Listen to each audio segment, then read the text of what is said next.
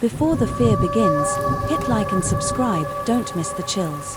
Tell us where you're watching from, and brace yourself for stories so terrifying, they'll haunt your night. Now, sit back and enjoy the video. 23 years in private security teaches you to trust your instincts.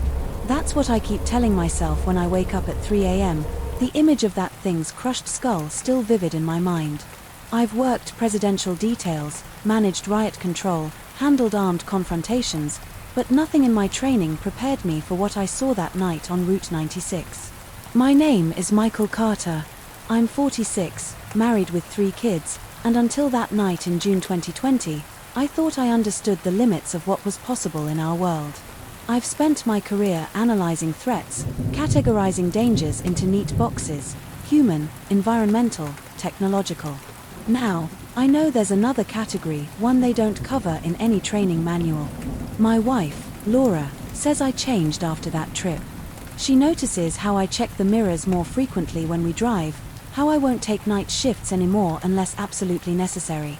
The kids think I've developed a strange obsession with deer, given how I slow down and study everyone we pass on the road. But I'm not looking for normal deer. I'm looking for something else, something that shouldn't exist. The trip to Colorado started as a point of pride.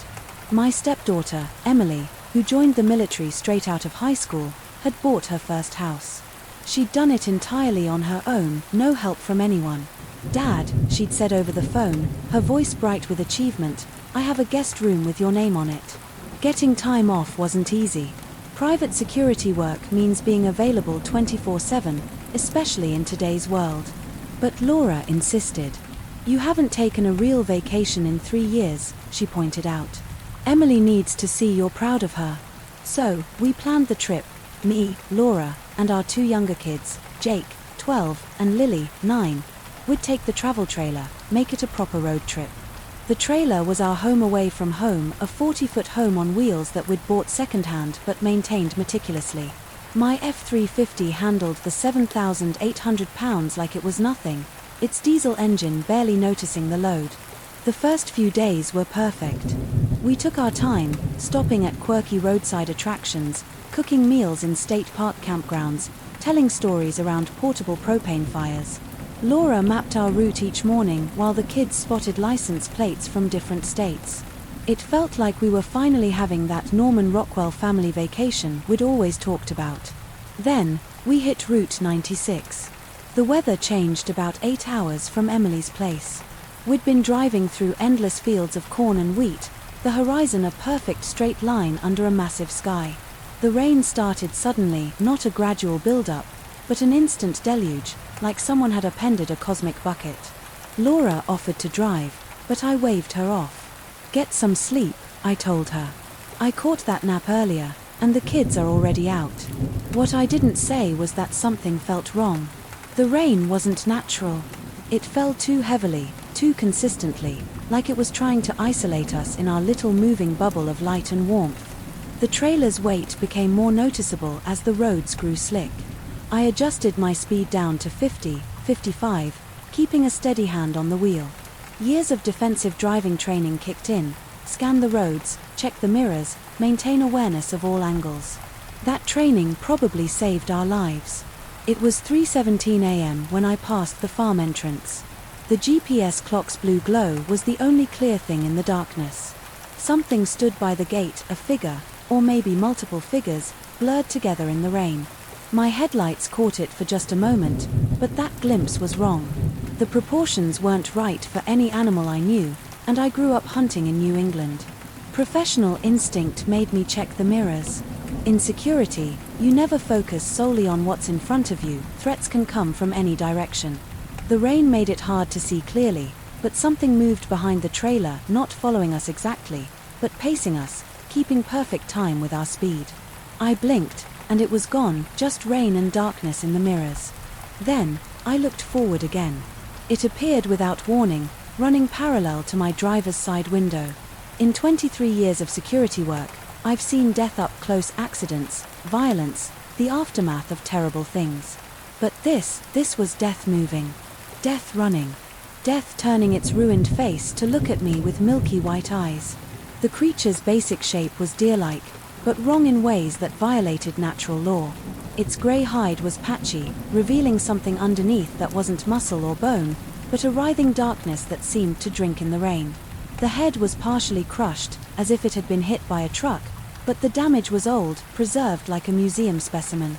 Rain poured through the cracks in its skull, running down inside eye sockets that were too deep, too aware. When it opened its mouth, I saw that the skin around its jaws was missing completely, leaving something that looked like a permanent grin made of exposed muscle and silver bone. But bones don't shine like wet mercury in the dark. Bones don't move like quicksilver. The thing matched our speed exactly, 50 miles per hour, then 55, then faster as I pressed the accelerator. It moved with an impossible smoothness, its legs cycling in a rhythm that seemed more mechanical than biological. No living thing should be able to run that fast, that effortlessly. I hit the high beams instinctively, a decision. I immediately regretted the added light. It didn't drive the creature away. It revealed more details I wish I hadn't seen. Its eyes caught the light and reflected it back wrong, not with the usual animal eye shine, but with a pulsing, intrinsic glow. The rain passing through its broken skull created patterns that looked like symbols, like a language I almost recognized. My heart was hammering against my ribs, but years of training kept my hands steady on the wheel. Panic kills, I taught that to countless security recruits over the years. Now, I repeated it to myself as I pressed the throttle to the floor. The F-350's turbo screamed as we accelerated, the sound cutting through the rain's white noise. Laura stirred beside me, and I forced my voice to stay calm when she asked if everything was okay. "Yes, honey, go back to sleep." The words came out steady, professional, the same tone I'd used to calm crowds during riots, to take control of crisis situations. But this was different. This wasn't human violence or natural disaster. The thing running beside us defied categorization, defied reason itself. At 75 miles per hour, I was pushing the limits of safety, especially with the trailer's weight and the rain-slicked roads. One wrong move, one patch of standing water, and I'd lose control. Part of me wondered if that was what it wanted. The GPS showed railroad tracks ahead, a potential escape or a potential trap. I had to slow down. Physics and 7,800 pounds of trailer didn't care about supernatural threats.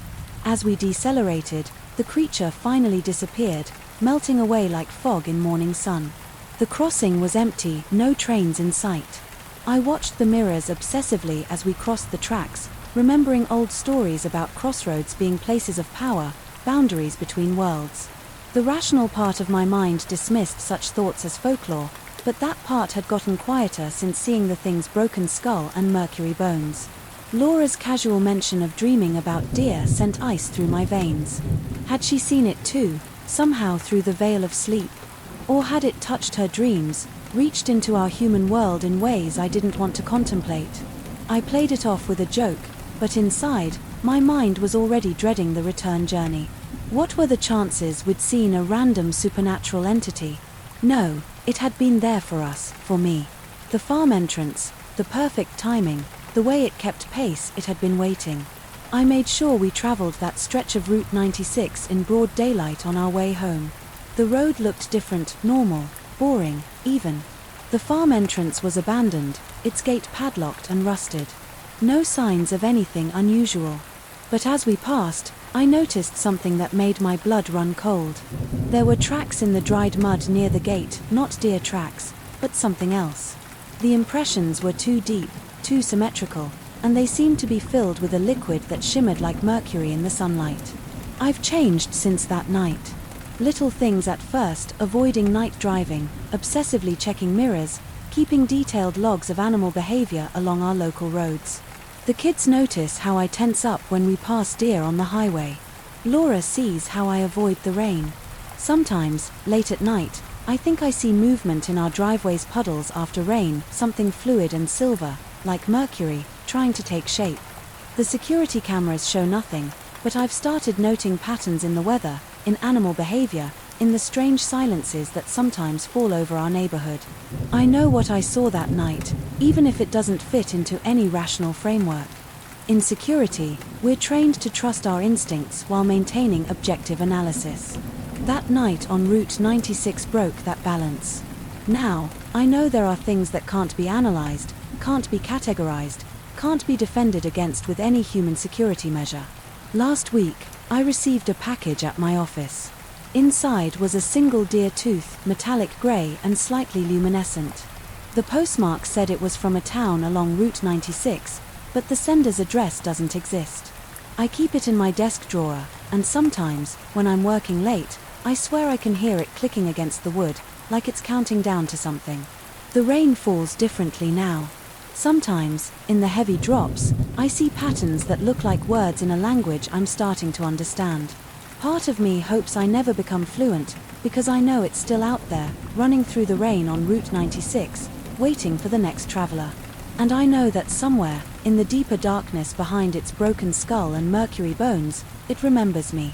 I still don't know why I decided to go back to the cabin after all those years, but here I was, standing in the middle of the woods, staring at the place that should have been burned down long ago. It was 2003, and I had just left my job as a civil engineer, a career I had spent the better part of 2 decades building. My wife had left the year before, and my kids, well, they were grown and off doing their own thing. The decision to return wasn't made lightly.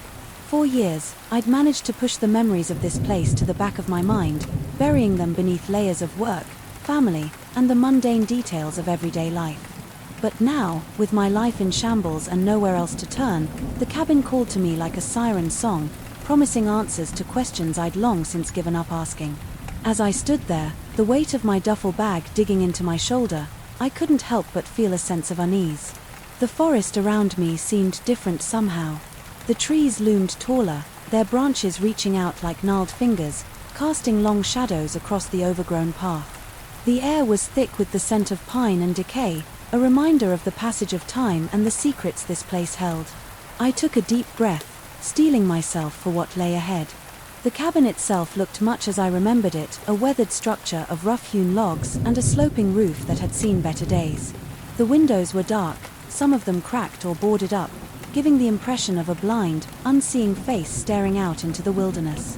As I approached, memories flooded back. I could almost hear Larry's laughter echoing through the trees, see his broad smile as we worked side by side, transforming this dilapidated structure into something we could be proud of. Larry had been more than just a friend, he was the brother. I never had the one person who truly understood me. The last time I'd been here was etched into my mind with painful clarity. It was 1997, and we had just finished replacing the roof. Larry was excited about starting work on the interior, talking animatedly about the plans we'd drawn up together. We'd spent the evening celebrating our progress, sharing a bottle of whiskey and swapping stories around a crackling campfire. The next morning, Larry was gone. At first, I thought he'd just gone for an early morning hike. It wasn't unusual for him to wake up at dawn and explore the surrounding woods, but as the hours ticked by and there was no sign of him, panic set in. I searched the area, calling his name until my voice was hoarse. By nightfall, I knew something was terribly wrong. The police arrived the next day, combing the woods with dogs and helicopters. They found nothing, no tracks, no torn clothing, no signs of struggle. Larry's truck was still parked where he'd left it, his keys and wallet inside. It was as if he'd simply vanished into thin air. Days turned into weeks, and weeks into months. The search was eventually called off, with the official report suggesting a possible animal attack. But I knew better. There was something else out there in those woods, something that had taken my friend. Now, 6 years later, I was back, standing before the cabin that held so many memories and unanswered questions. I didn't know what I hoped to find, but I knew I couldn't move on with my life until I faced whatever darkness lurked in this forgotten corner of the world.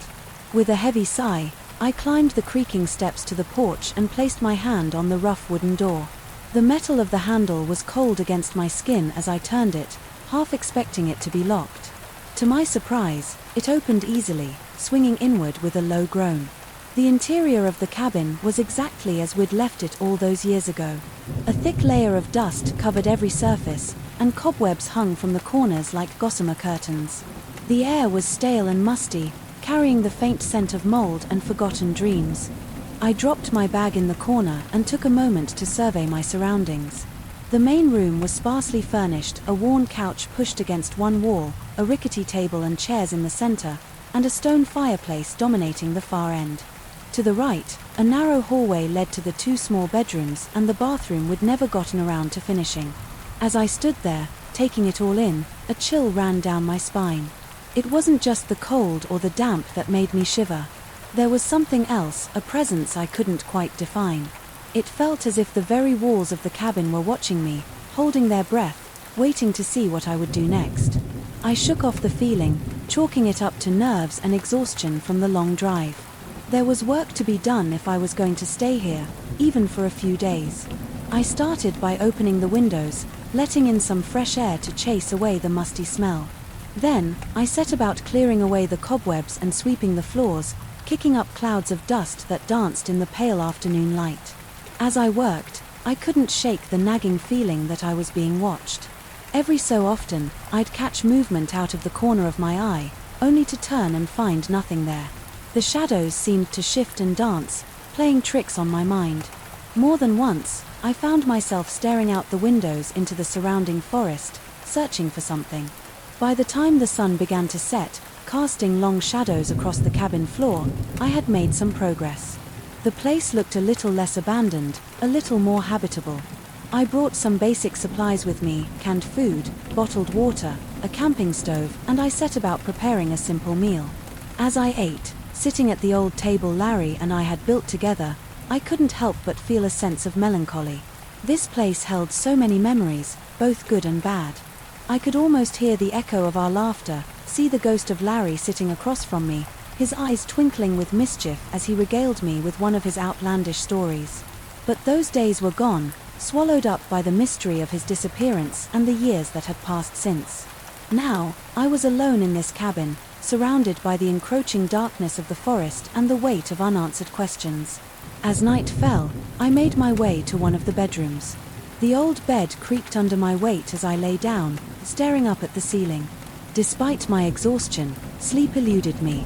Every creak of the cabin, every whisper of wind through the trees outside set my nerves on edge. And then I heard it, a sound that made my blood run cold. It started as a faint scratching, barely audible above the ambient noises of the night. At first, I tried to dismiss it as branches scraping against the side of the cabin or some small animal scurrying about. But as I listened, the sound grew louder, more insistent. It was coming from beneath the floor. I sat up, my heart pounding in my chest.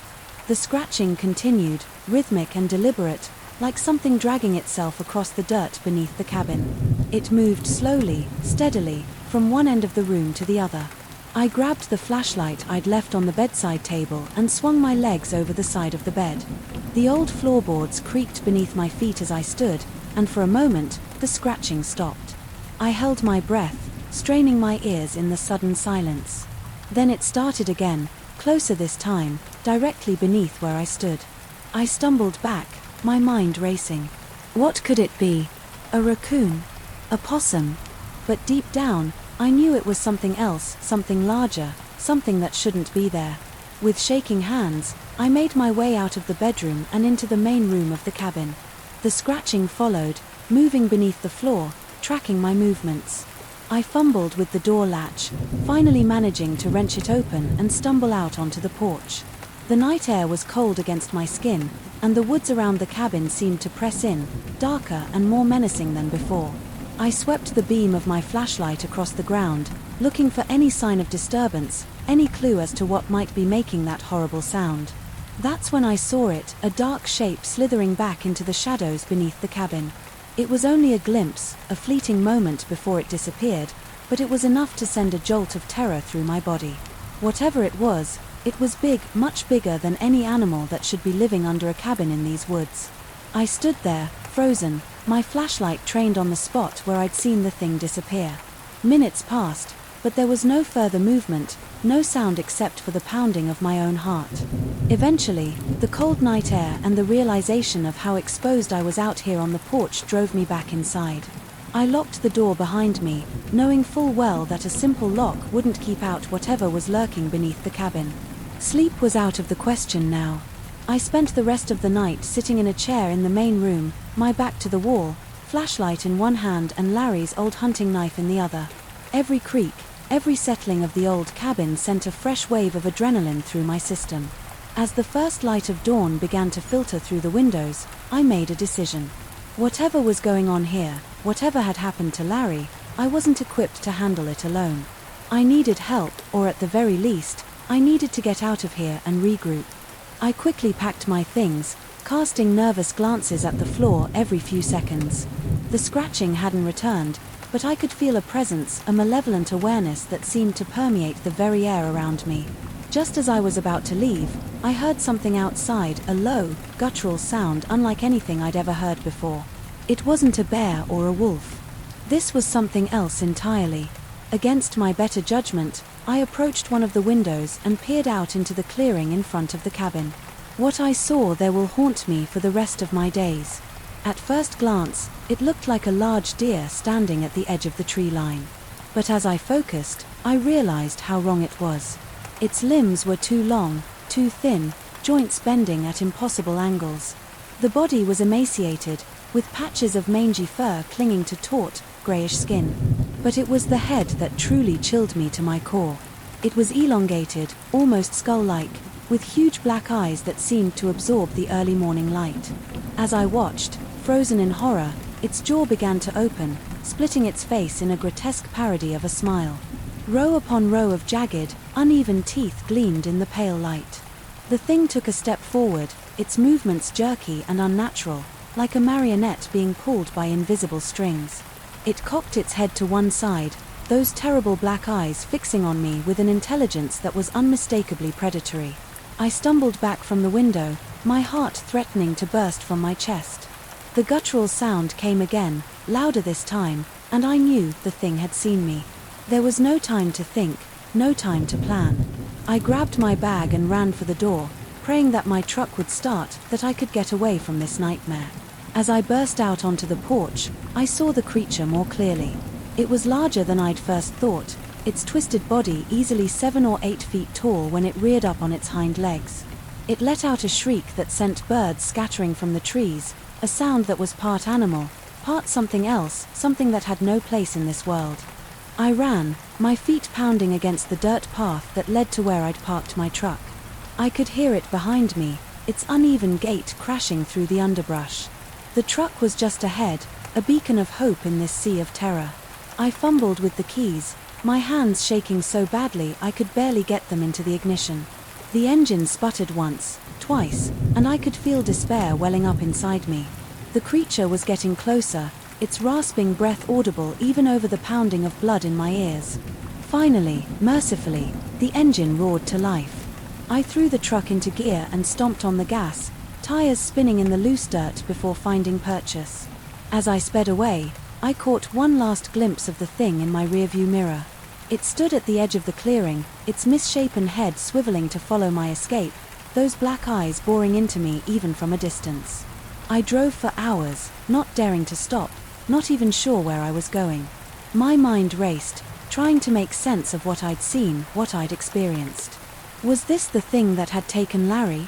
Had he fallen victim to this abomination that stalked the woods around our cabin? As the adrenaline began to wear off and the reality of what had happened set in, I knew one thing for certain: I could never go back there.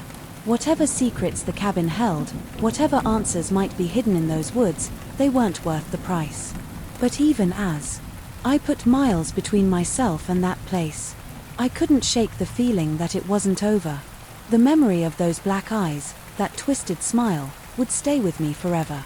And somewhere deep in the back of my mind, a voice whispered that maybe, just maybe, the thing from the woods wasn't content to let me go so easily. I drove on, watching the sun rise on a world that suddenly seemed much darker, much more dangerous than it had been just a day before. The cabin in the woods was behind me, but the horror it contained that would follow me for the rest of my days. The days following my hasty retreat from the cabin passed in a blur of sleepless nights and paranoid days. I found myself in a small motel on the outskirts of a town I didn't know, too afraid to go home, too shaken to think clearly about what to do next. Every time I closed my eyes, I saw that thing, its elongated limbs, its skull-like face, those black, soulless eyes that seemed to peer into the very depths of my being.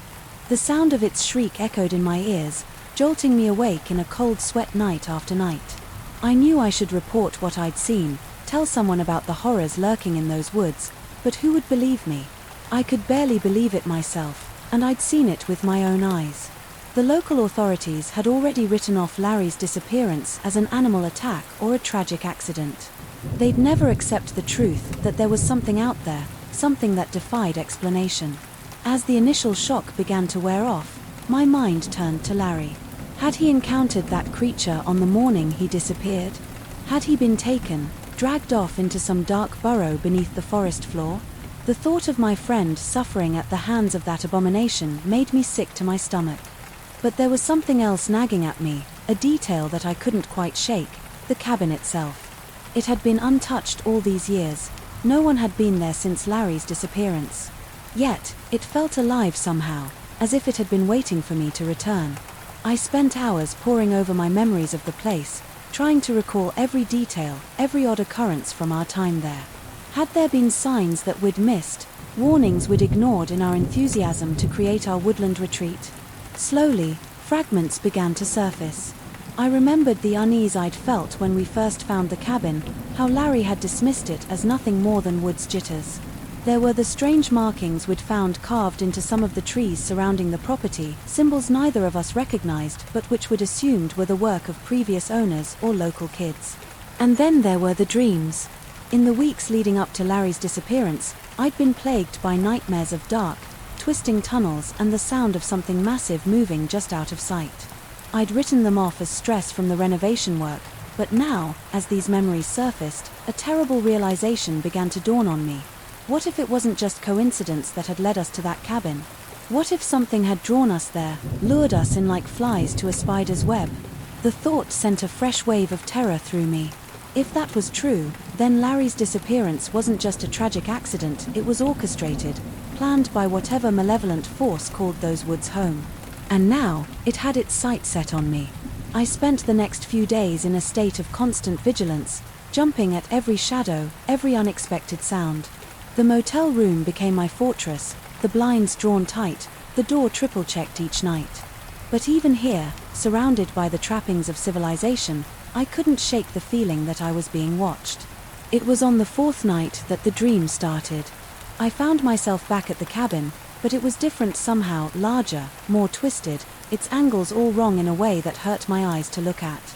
The surrounding forest was a sea of writhing shadows, the trees bending and swaying despite the lack of wind. In the dream, I was drawn inexorably towards the cabin, my feet moving of their own accord. As I approached, I could hear something inside, a low, rhythmic thumping, like a massive heart beating beneath the floorboards. The door swung open at my touch, revealing a yawning darkness beyond. And from that darkness, I heard a voice, Larry's voice, calling out to me. "Help me," it said, weak and filled with pain. "Please, you have to help me." I woke up screaming, drenched in sweat, the echo of Larry's plea still ringing in my ears. The dreams continued night after night, each one more vivid, more terrifying than the last. I saw glimpses of vast underground chambers, of twisted, half-formed creatures lurking in the shadows. And always, I heard Larry calling out to me. By the end of the week, I was a wreck, sleep-deprived and on the verge of a breakdown. I knew I couldn't go on like this. I had to do something, had to find answers. With trembling hands, I reached for my laptop and began to research. I started with the history of the area around the cabin, digging into old newspaper archives and local folklore. What I found chilled me to the bone. The region had a long history of disappearances dating back to the early settlers. Every few decades, people would vanish without a trace: hunters, hikers, even entire families who'd moved to the area. The locals had myths about an ancient, hungry spirit that lived in the woods, but these were dismissed as superstition by the authorities. As I dug deeper, I came across an old journal entry from a settler in the late 1800s. He wrote of finding strange carvings in the trees, similar to what Larry and I had seen. The settler described them as doors to somewhere else and warned that they should never be disturbed. The more I read, the more convinced I became that whatever had taken Larry, whatever I had seen at the cabin, was part of something much older and more terrifying than I had initially thought.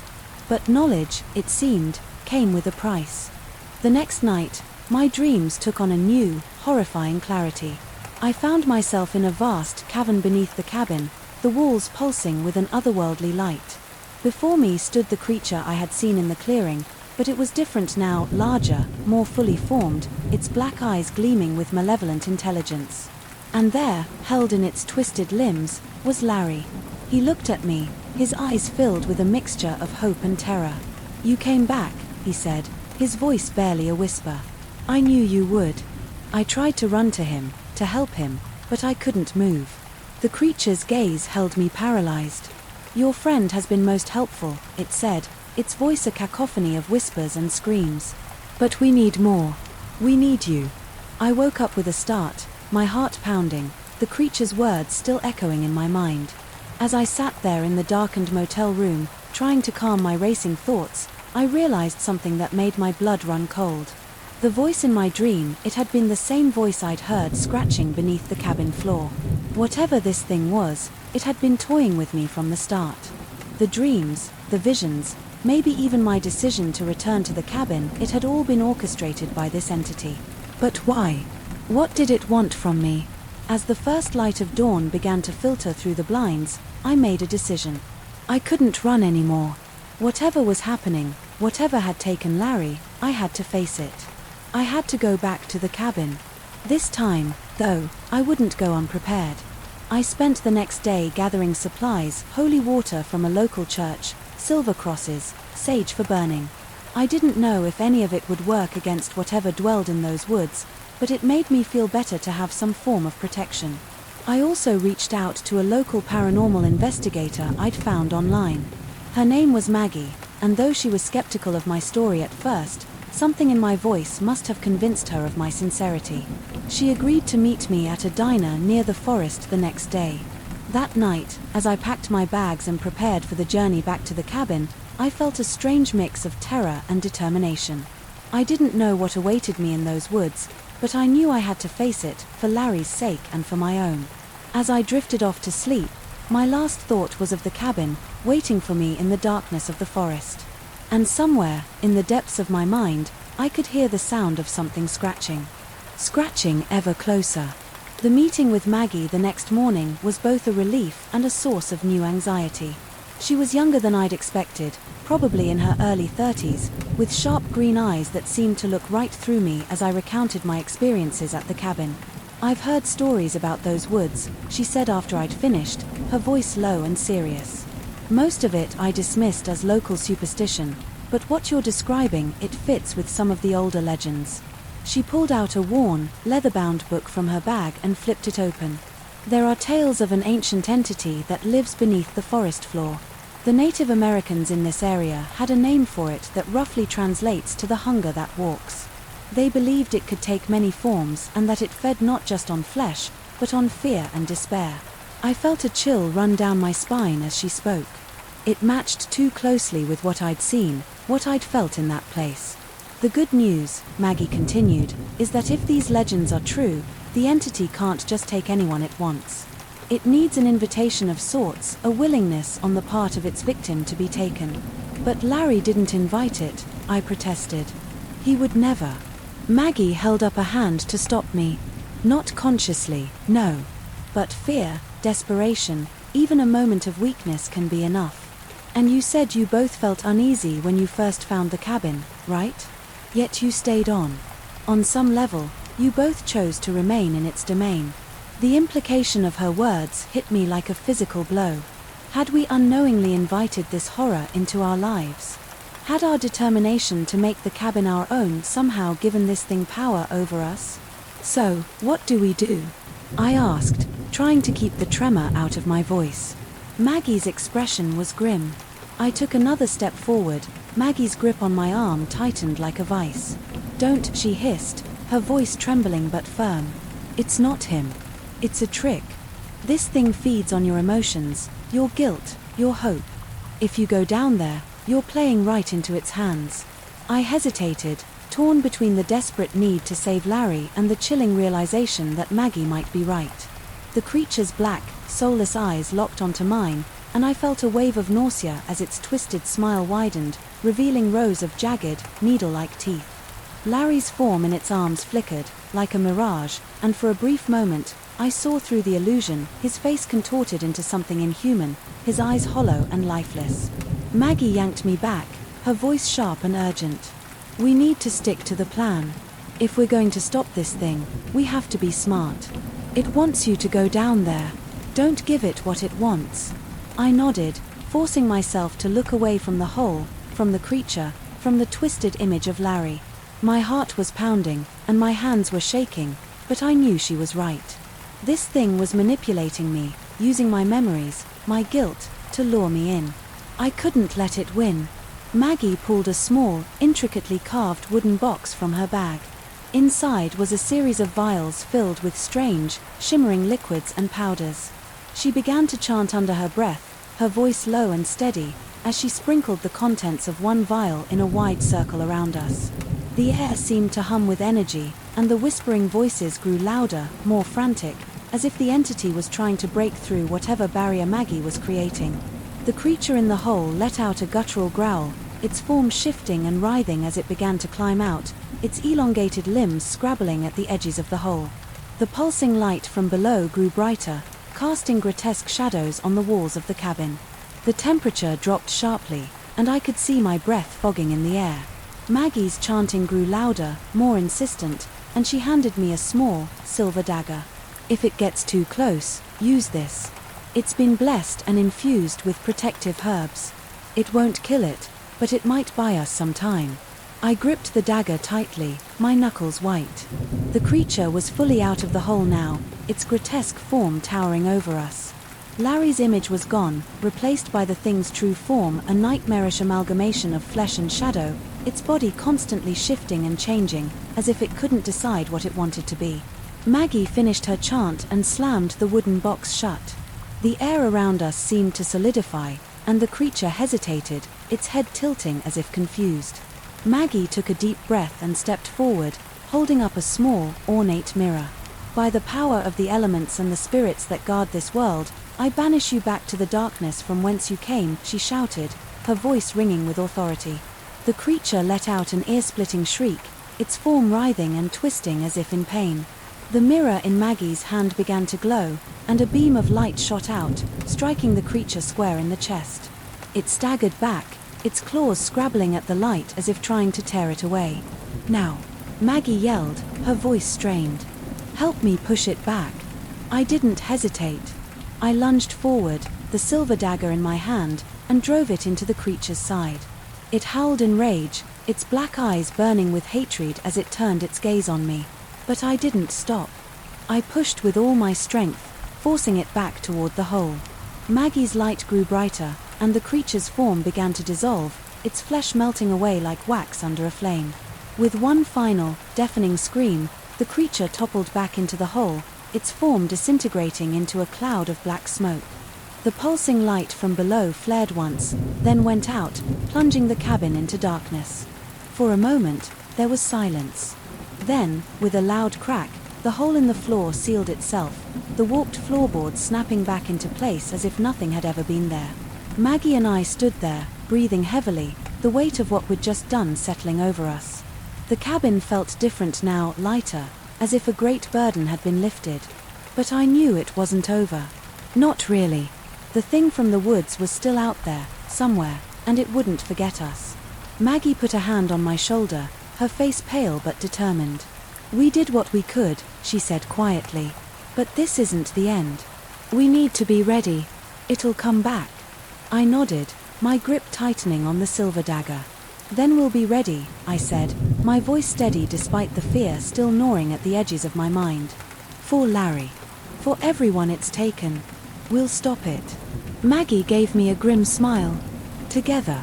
And as we stepped out of the cabin, the first light of dawn breaking through the trees, I felt a small flicker of hope.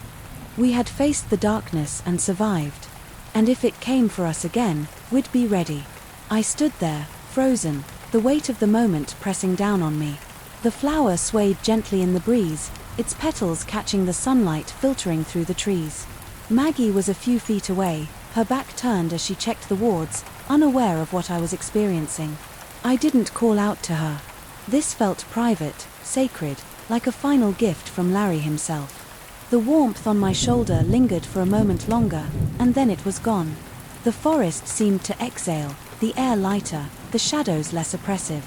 I knelt down, brushing my fingers over the delicate petals of the trillium. It felt real, solid, a reminder that life could still bloom even in the darkest places. Maggie turned then, her sharp eyes catching the look on my face. "What is it?" she asked, her voice low but steady. I gestured to the flower, unable to find the words. She stepped closer, her expression softening as she took in the sight. For a long moment, she was silent, her gaze fixed on the trillium. Then she nodded, as if she understood something I couldn't quite articulate. "He's at peace," she said simply. "Whatever that thing did to him, whatever it took, he's free now." I swallowed hard, my throat tight with emotion. "I think so too," I whispered. I felt him. Just for a moment, but it was him. Maggie placed a hand on my shoulder, her grip firm and grounding. "We did what we could for him, and we'll keep doing it for others. That's how we honor him." I nodded, wiping at my eyes with the back of my hand. The grief was still there, a dull ache in my chest, but it was tempered now by a sense of closure. Larry was gone, but he wasn't lost. Not anymore. We finished our work in silence, the weight of the past decade settling over us like a heavy blanket. As we walked back to the car, I glanced over my shoulder one last time. The trillium stood out like a beacon against the forest floor, a small but defiant symbol of hope.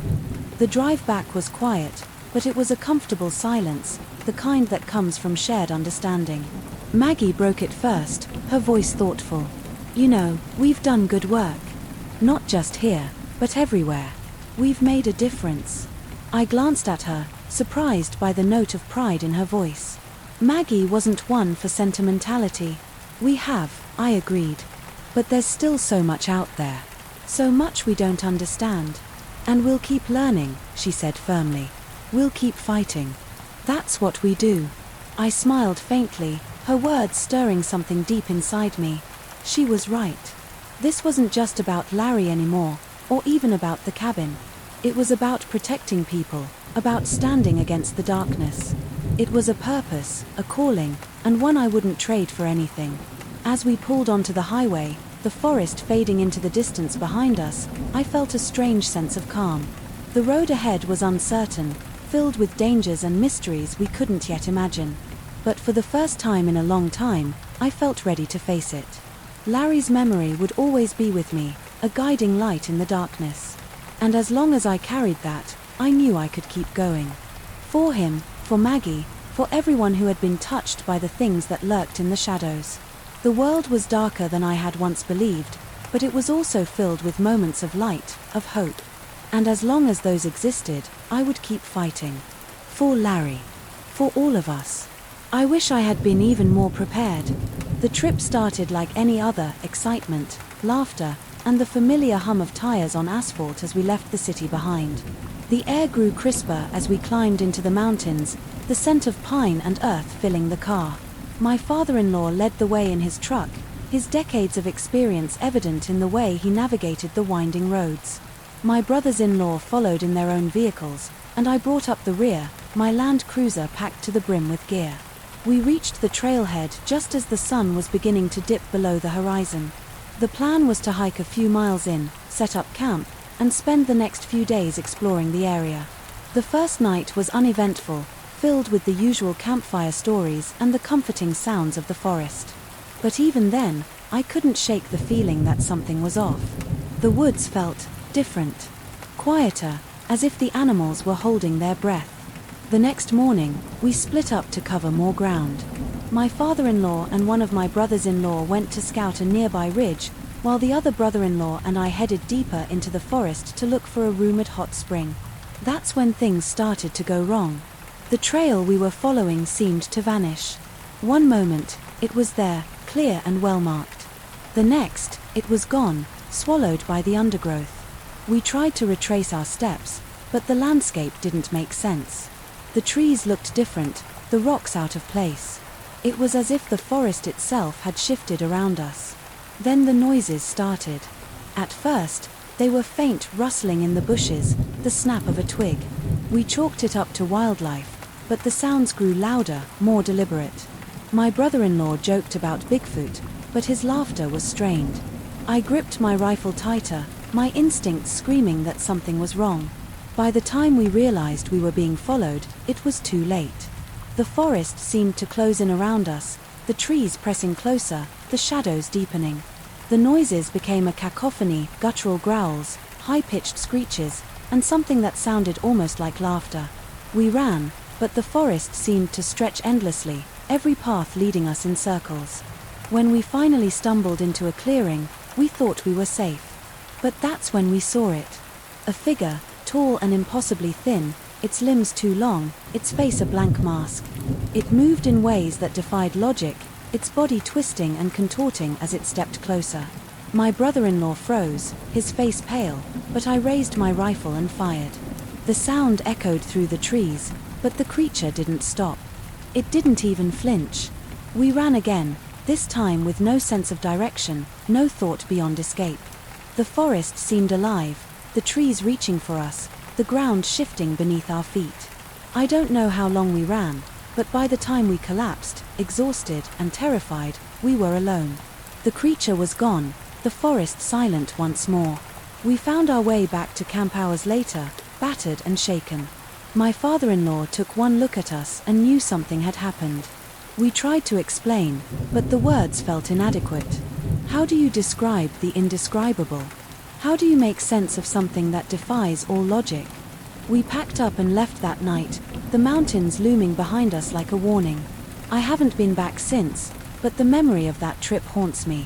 The forest, the creature, the feeling of being hunted, it's all still there, lurking in the back of my mind. I've tried to rationalize it, to convince myself it was just a trick of the light, a product of exhaustion and fear. But deep down, I know the truth. There's something in those mountains, something ancient and malevolent. And it's waiting. Now, when I look at my gear, my rifle, my hammock, my Land Cruiser, I don't see tools for adventure. I see reminders of that night, of the darkness that lurks just beyond the edge of our understanding.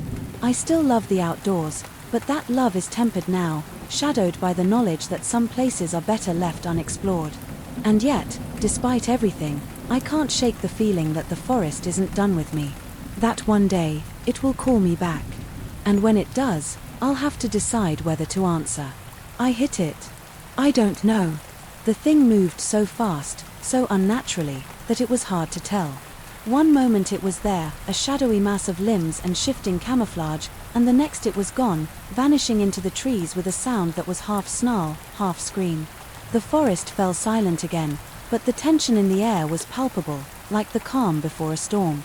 My brothers-in-law were awake now, their faces pale and wide-eyed in the moonlight. My father-in-law stood beside me, his hand gripping his own rifle tightly. None of us spoke. We didn't need to. The unspoken question hung heavy in the air. Asterisk, what was that? Asterisk. The rest of the night passed in a blur of vigilance. We took turns keeping watch, our eyes scanning the darkness for any sign of movement.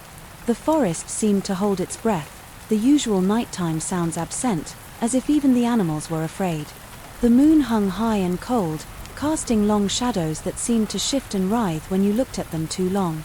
When dawn finally broke, the forest came alive again with the sounds of birds and the rustling of small creatures in the underbrush. It was as if the night had never happened. But we knew better. The memory of those eyes, that unnatural movement, the scream that wasn't quite a scream, it was burned into our minds. We packed up quickly, our movements hurried and tense. No one wanted to stay in that clearing any longer than necessary. As we drove back down the mountain, the sunlight streaming through the trees, I couldn't shake the feeling that we were being watched. The forest, so beautiful and serene in the daylight, felt like a facade, a mask hiding something far darker. Back in the city, life returned to normal, or as normal as it could be after what we'd experienced. We didn't talk about it much, not even among ourselves. It was too strange, too unsettling. But it was always there, lurking in the back of our minds, a shadow we couldn't quite shake. I've tried to rationalize it, to convince myself it was just a bear, a trick of the light, a product of exhaustion and fear. But deep down, I know the truth. There's something in those mountains, something ancient and malevolent. And it's still out there, waiting. Now, when I look at my gear, my rifle, my hammock, my Land Cruiser, I don't see tools for adventure. I see reminders of that night, of the darkness that lurks just beyond the edge of our understanding. I still love the outdoors, but that love is tempered now, shadowed by the knowledge that some places are better left unexplored. And yet, despite everything, I can't shake the feeling that the forest isn't done with me. That one day, it will call me back. And when it does, I'll have to decide whether to answer. I saw it as the perfect opportunity to share my passion. Zane was a city kid through and through. He'd never even been camping before, but he was eager to learn. I figured a short, beginner-friendly trip would be a good introduction. We planned a 2-day hike in the Cascades, the same mountain range where my obsession with survival had begun. It felt poetic, in a way. The first day went smoothly. The weather was crisp but clear, and the trail was well marked. I taught Zane the basics: how to read a topo map, how to identify edible plants, how to set up a simple shelter. He was a quick learner, and his enthusiasm was infectious. By the time we made camp that evening, I felt like I was passing on something important, something that could save his life one day. But the mountains have a way of humbling even the most confident. The next morning, the weather turned. What started as a light drizzle quickly escalated into a full-blown storm. The wind howled through the trees, and the temperature dropped sharply. Visibility became almost non-existent. I knew we needed to get off the mountain, but the trail we'd come up was now slick with mud and treacherous to navigate. We tried to push through, but the storm only worsened.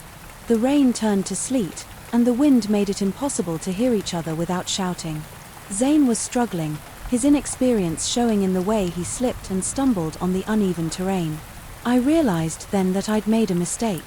I'd underestimated the mountains, overestimated my own abilities, and, most importantly, overestimated Zane's readiness for something like this.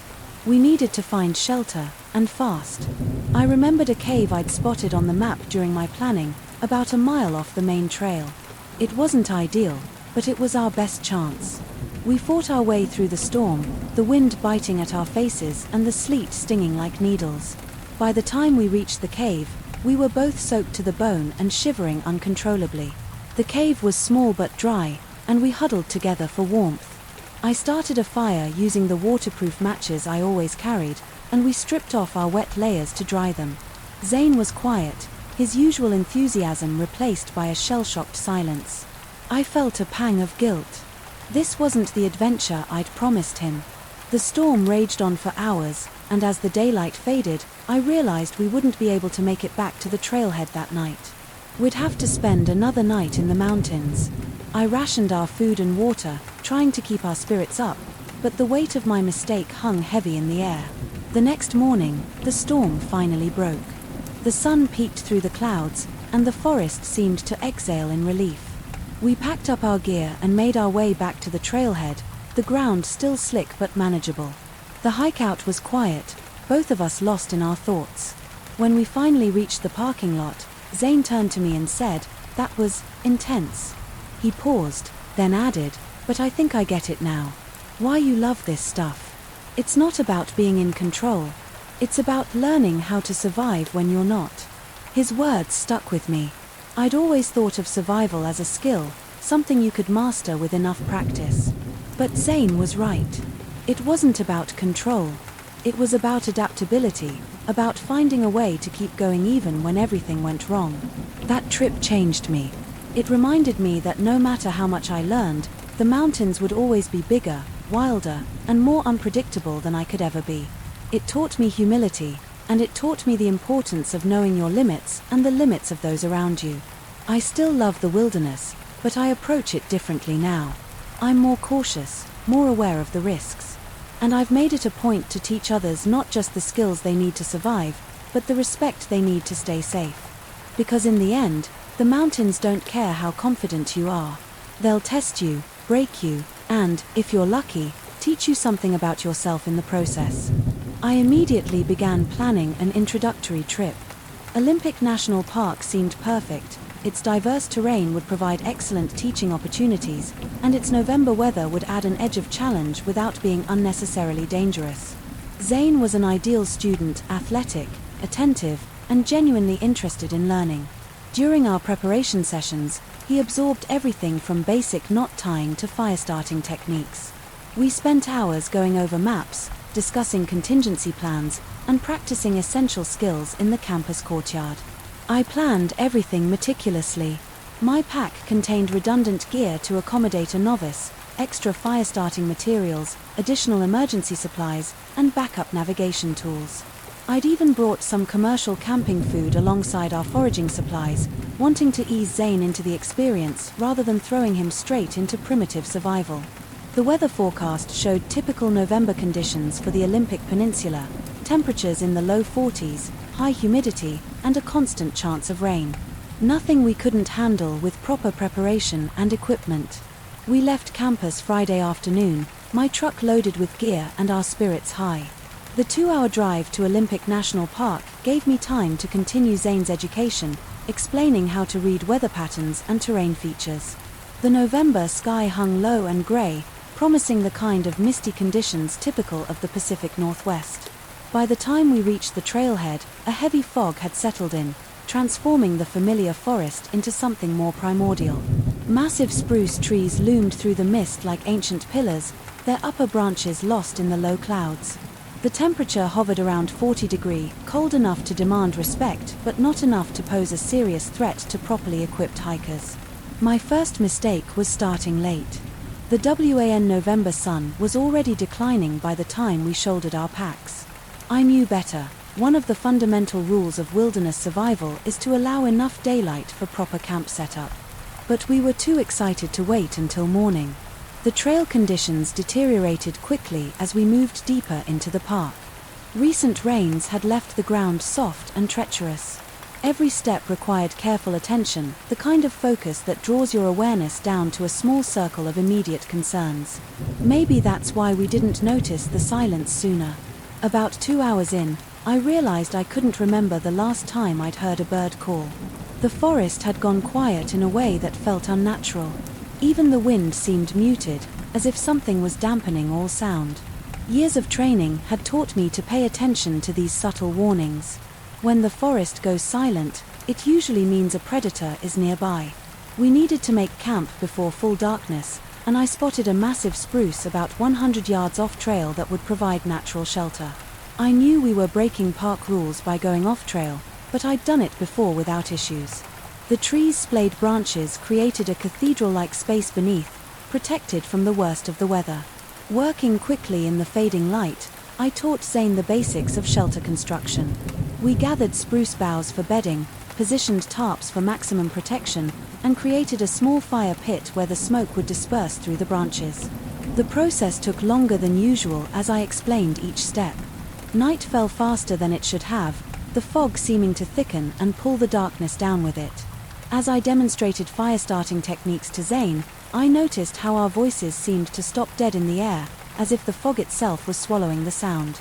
Even the crack of the flint striker seemed muffled and wrong. The fire, when we finally got it going, cast strange shadows through the mist. More than once, I caught myself staring into the darkness beyond our small circle of light, trying to make sense of shapes that seemed to move against the natural flow of the fog. The knocking started just as we were settling into our sleeping bags. At first, it sounded distant, a hollow wooden impact that could have been anything. But it continued, rhythmic and deliberate, like someone methodically striking trees. The sound would stop for several minutes, then resume from a slightly different direction. Probably elk, I told Zane, trying to project confidence. Rutting season, they get aggressive. But even as I said it, I knew I was lying. I'd heard elk fighting before, this was different. The precision of it, the pattern, it suggested intelligence. The knocking continued for hours, moving in a rough circle around our camp, always maintaining the same distance. Sometimes it would speed up, become more intense, then slow back to its methodical rhythm. Around midnight, we heard the first howl. It started low, almost subsonic, vibrating through the ground before rising to a pitch that made my teeth ache. Not a wolf. Not a bear. Bears don't project like that. This sound carried intent. It was a communication, but not like anything I'd heard in my survival training. We lay awake, listening as the knocking and howls played out some kind of coordinated performance around us. The fog had grown so thick it seemed to press against our shelter like something solid. The fire died faster than it should have, the flames sinking into the earth as if being pulled down. Dawn brought no relief. The forest remained silent, the fog thick enough to turn trees 20 feet away into grey shadows.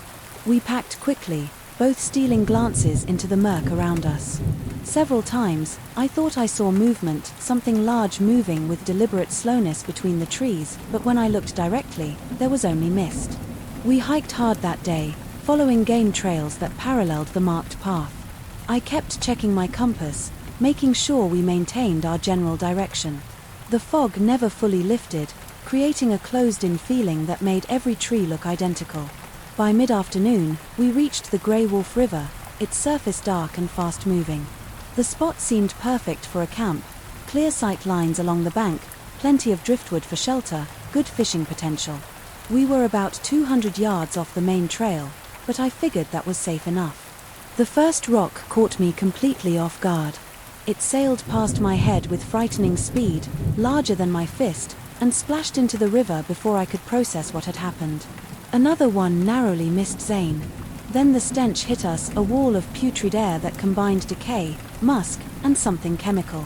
The closest comparison I can make is a skunk that died in a pool of stagnant water, but even that doesn't capture the alien quality of it. The footsteps came next. Something massive moved through the underbrush, its weight snapping branches like gunshots. The fog seemed to thicken, but through it, I could make out a shape that defied everything I knew about North American wildlife. It stood upright, that detail stuck with me more than anything else. Not hunched like a bear, not crouched like a cat. It stood straight up, its head maybe 8 feet off the ground. The fog made details impossible, but the basic shape was unmistakably humanoid, though far too large and proportioned all wrong. "Hey!" I shouted, trying to sound authoritative despite my racing heart. "I have a gun. Back off." I didn't have a gun. What I had was a hunting knife and the sudden, crushing realization that all my survival training hadn't prepared me for this. The figure didn't react to my threat. Instead, it took one deliberate step forward. Through the fog, I could see massive shoulders, arms that hung too low, and what looked like matted hair covering its entire frame. The head was oddly shaped, sitting directly on those shoulders with no discernible neck. Zane and I did what seemed logical. We started throwing rocks back while yelling as loudly as we could. The creature retreated slowly into the fog, but not like something scared. It moved like a predator changing position, maintaining eye contact the whole time. "Pack up. Now." I grabbed my gear while scanning the tree line. The figure had disappeared, but I could feel its presence like static electricity on my skin. We didn't try to be subtle about our retreat. We crashed through the underbrush, heading straight for the main trail, all thoughts of stealth abandoned. Behind us, the knocking started again, but this time it was faster, more aggressive, and coming from multiple directions. For 4 hellish hours, we pushed ourselves to keep moving. The things stayed just out of sight, but their presence was constant. Sometimes we'd hear them paralleling our course, moving through the forest with impossible speed. Other times, we'd just catch that awful smell or hear branches breaking far too high up in the trees. The knocking never stopped. It seemed to be some kind of communication. One set of knocks would sound ahead of us, another would answer from behind. They were coordinating, herding us. As we got closer to civilization, the harassment intensified. More rocks flew past us, some close enough to hear the wind of their passage. The howling started again, but now it seemed to come from everywhere at once, as if the forest itself was screaming. The parking lot appeared suddenly through the fog like a mirage. We broke into a sprint, not stopping until we reached my truck. As I fumbled with the keys, I looked back one last time. There, at the edge of the forest, they stood watching not just one, but several massive silhouettes, perfectly still in the mist. As I started the engine, a final howl echoed across the parking lot, not a threat this time, but almost like a warning. That experience changed how I approach wilderness survival. I still go out, the passion hasn't left me, but I do things differently now. I carry a gun, not because I think it would help against what we encountered, but because it helps me sleep at night. I've spent months researching similar encounters in the Olympic Peninsula. The official maps mark that area as simple wilderness, but the locals have other names for it. They talk about places where the trails don't quite match their maps, where time seems to flow differently, where things watch from just beyond the firelight. The knocking, I learned, is a common thread in many reports. Some theorize it's a form of communication used to coordinate movement through the territory. The fact that our pursuers used it systematically, responding to each other across distance, suggests a level of intelligence I'm still trying to come to terms with. The local tribes have stories about those woods going back generations. They speak of territories that belong to neither man nor animal, of boundaries that shouldn't be crossed, of creatures that walk upright but aren't human. I used to dismiss these as folklore. Now, I'm not so sure. What we encountered wasn't supernatural, I still believe that, but it was something outside our normal framework of understanding. Something that has evolved alongside us but remained hidden, watching from the shadows of our civilized world. I still teach wilderness survival, but my lessons have changed.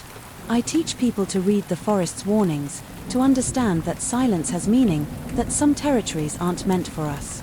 And I tell them this: if you're ever in the deep woods and hear rhythmic knocking, walk the other way.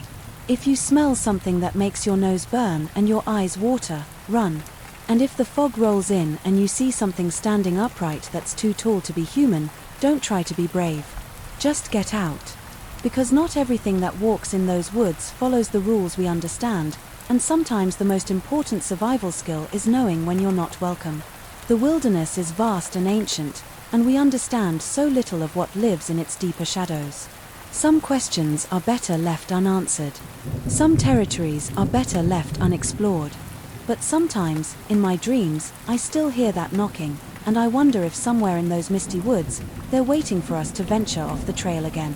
I should have known better. That's what I keep telling myself now, in the dark hours when sleep won't come. But how could I have known?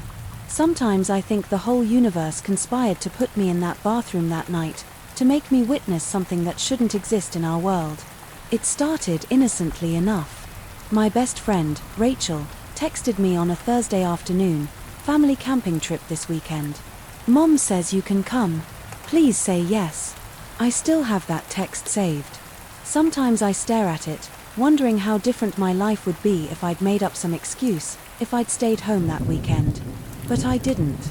Because Rachel added one crucial detail: Matt's coming too. Matt, Rachel's older brother. 6 feet of quiet intensity and thoughtful green eyes that made my heart skip every time he looked my way. I'd been nursing a crush on him since freshman year, when he'd helped me with calculus homework.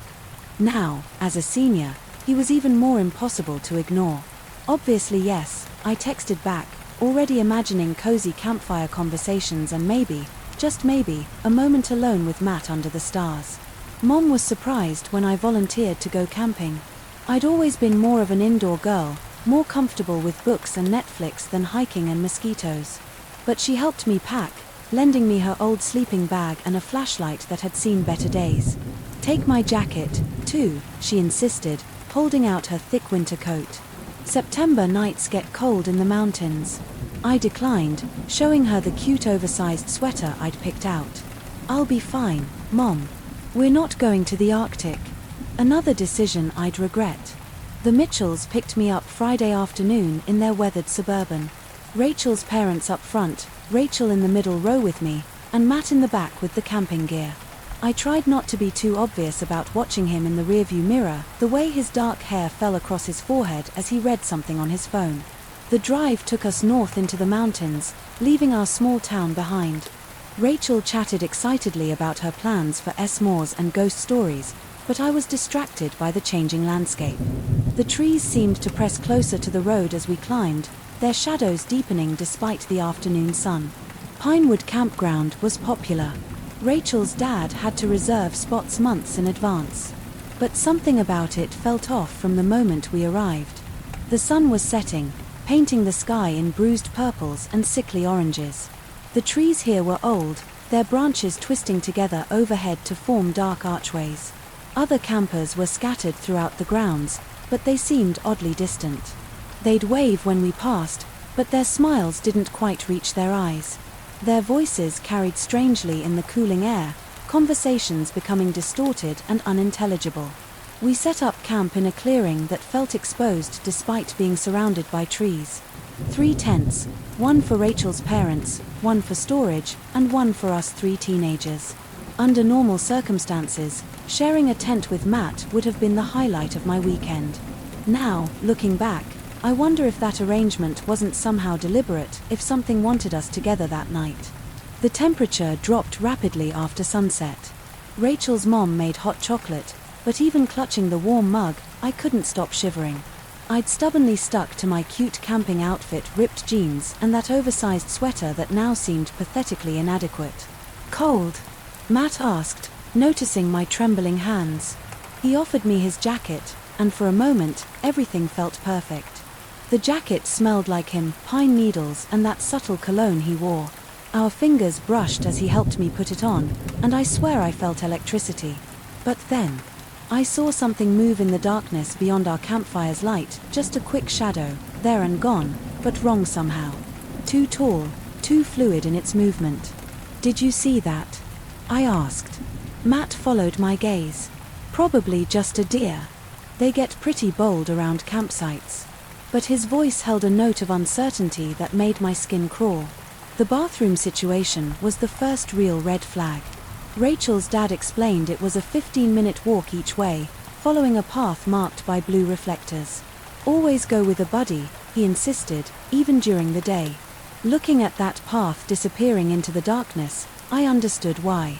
The trees seemed to lean over it, creating a tunnel that swallowed light. The blue reflectors glowed too brightly, like eyes watching us from the shadows. I woke at 1:17 a.m., according to my phone's harsh glare. My bladder was painfully full, and the temperature inside the tent had dropped to a bone-chilling 24 degrees. Rachel was curled up in her sleeping bag, practically cocooned in layers of blankets. Matt was breathing deeply on the other side, one arm thrown over his face. The thought of waking them felt impossible. Rachel had finally gotten warm, and Matt, well, the idea of admitting to my crush that I needed a bathroom escort was mortifying. I could handle a short walk. I was 17, not 7. I wrapped Rachel's fuzzy blanket around my shoulders, slipped on my shoes, and grabbed the lantern. The tent zipper sounded impossibly loud in the midnight quiet. Outside, my breath clouded in the frigid air. The path to the bathroom seemed different at night. The blue reflectors cast an eerie glow that made the forest look underwater, distorted and alien. My lantern light caught strange shapes in the trees, branches that looked like reaching hands, shadows that didn't quite match what cast them.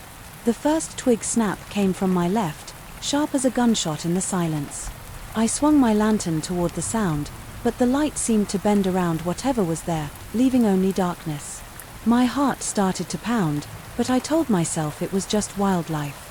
Bears, maybe, though that thought wasn't comforting. The footsteps behind me started so subtly I almost missed them. Just a soft crunch of leaves, perfectly timed to my own steps. When I stopped, they stopped.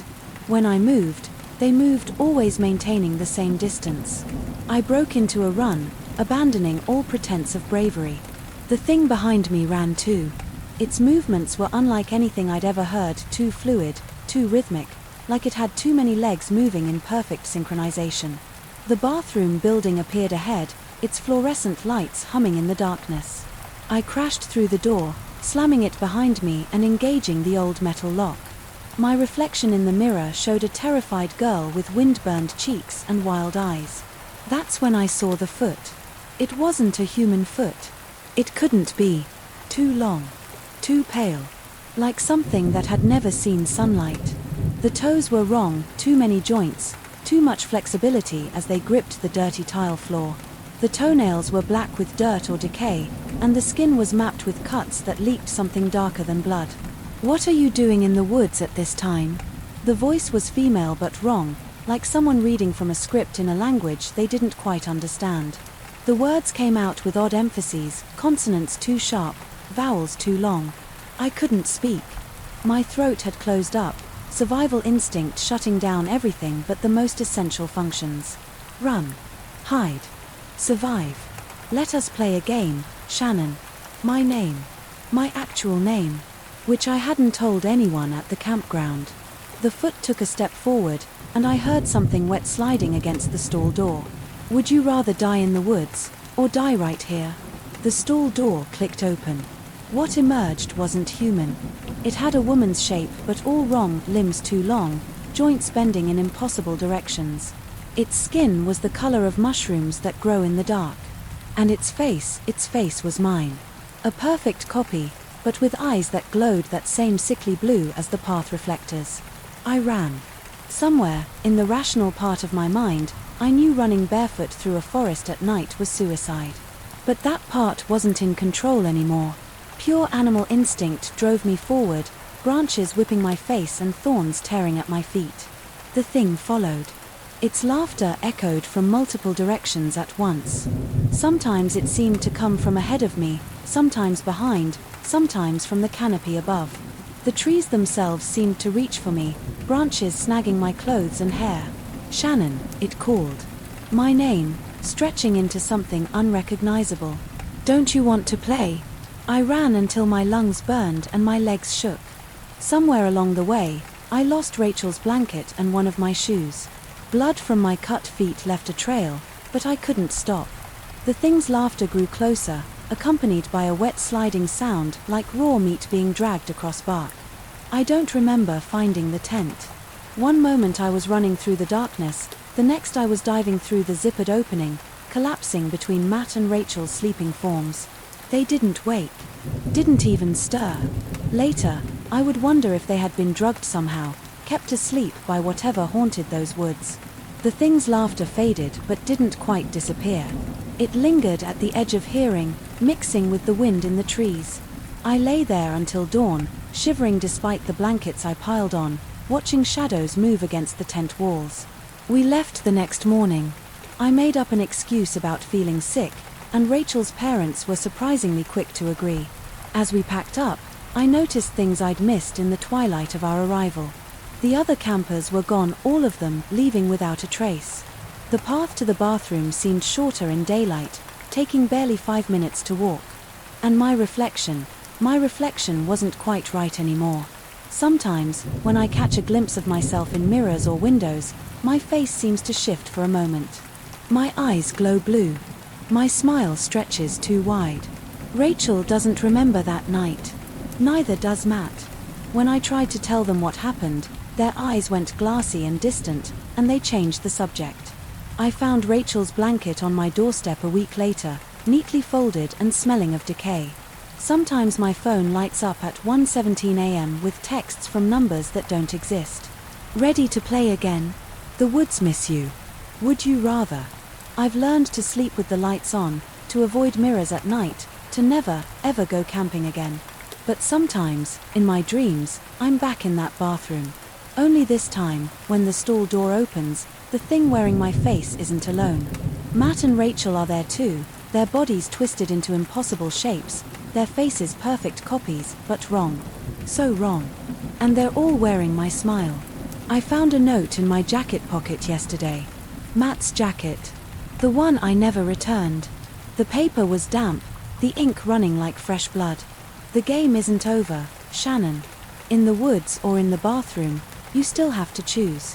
Below that, in handwriting that looked disturbingly like my own.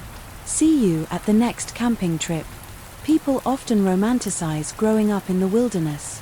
They imagine peaceful sunsets and gentle encounters with nature. But those of us born to it know better. Nature isn't peaceful. It's alive, raw, and utterly indifferent to human existence. Every moment of beauty is balanced by one of terror. Every gentle breeze matched by a killing frost. I learned this balance before I could walk. My first steps weren't on carpeted floors, but on pine needles and moss. My first words weren't mama or dada, but the names of trees and birds. Before most kids learned to ride a bike, I could identify animal prints, distinguish between edible and poisonous mushrooms, and navigate by the stars. Mom documented my first camping trip in her journal August 12, 1986, 1 month after I was born. "Sarah sleeps deeper here," she wrote, "as if the mountain air carries ancient lullabies we've forgotten how to hear." Looking back now, I wonder if she understood more than she let on about what lived in these woods. My sister, Emma, was my guardian and guide in this wild education. 4 years older, she seemed to possess an almost supernatural connection to the wilderness. She could sense weather changes hours before they arrived, knew which game trails to follow, and had an uncanny ability to spot wildlife before anyone else. But after that night in August 1997, something changed in her too. Her connection became tinged with fear. Her confidence replaced by caution. The day everything changed started with subtle wrongness. Looking back, I should have noticed the signs. The birds had gone quiet by mid-afternoon, hours before their usual twilight silence. The squirrels, normally chattering constantly in the canopy, were nowhere to be seen. Even the insects seemed subdued. Dad noticed too. I caught him studying the tree line more intently than usual, his ranger's instincts picking up something his conscious mind couldn't quite process. He checked and rechecked our bear boxes, though we hadn't seen any signs of large predators in the area. "The forest feels different today," Emma said during dinner, poking at her camp stove pasta. "Like it's holding its breath." Mom laughed it off, but I saw her exchange a look with Dad. They'd been coming to these woods longer than we'd been alive, and they knew when something was off. The sunset that evening was wrong too. The colors were too intense. The shadows too sharp. The mountains looked like cardboard cutouts against a painted sky, artificial in a way I'd never seen before. As darkness fell, the familiar sounds of the night forest didn't start up as usual. Instead, a heavy silence settled over our camp, broken only by the pop and crack of our fire. When Emma said she needed a bathroom break before bed, Mom started to say something about waiting until morning, but Dad cut her off with a sharp look. I didn't understand at the time. Now, I wonder if he thought we needed to learn something that night. If he sensed what was coming. We took our flashlights, Dad's old military-grade torches that could probably be seen from space, and headed down the trail. The moonlight painted everything in shades of silver and deep blue, but something about the light was wrong. Shadows didn't fall quite where they should have. Some didn't move, even when the branches casting them swayed in the breeze. The temperature dropped as we walked, far more than usual for a summer night. Our breath began to fog in front of us, though it had been shorts weather just hours before. Emma's hand found mine, something she hadn't done since. 4:00. I was much younger. Her palm was cold and trembling slightly. "Do you feel it?" she whispered, her voice barely audible. I did. The forest that had been my second home for 11 years suddenly felt alien. The trees seemed to lean inward, their branches reaching like grasping hands. The ground itself felt different under our feet, somehow hollow, as if we were walking on a thin crust over something vast and hungry. It started with a reflection. 2 points of light caught in my flashlight's beam, about 30 feet away, in a dense patch of salal bushes. At first, I felt only the familiar calm of an experienced woods person. Bears were common here, their eyes often reflecting our lights during night encounters. But something was wrong with these eyes. Bear eyes reflect yellow-green, a fact I'd known since I could walk. These eyes reflected white, a pure, cold white that seemed to glow from within rather than merely reflect. They were too large, too widely spaced for any bear, and they were positioned at a height that would make the bear impossibly large. "Go on. Go now," I called out, using my sternest voice. The words felt strange in my mouth, as if I were speaking a language I'd only partially learned. The air grew colder still, and I noticed my flashlight beam seemed to bend slightly around the eyes, as if light itself was trying to avoid them. What happened next defied everything I knew about wildlife behavior. The creature stood. Not the awkward, lumbering rise of a bear, but a smooth, deliberate motion that spoke of intelligence and purpose. In the filtered moonlight and the scattered beam of my flashlight, I could make out its shape. And that's when the first real tendril of fear crept into my heart. It was tall. Far taller than any bear when standing 8 feet at least, possibly more. Its proportions were all wrong, limbs too long, joints bending in ways that violated natural anatomy. The fur or hide that covered it seemed to shift and flow like water, despite the absence of wind. But it was the way it moved that truly cemented the wrongness.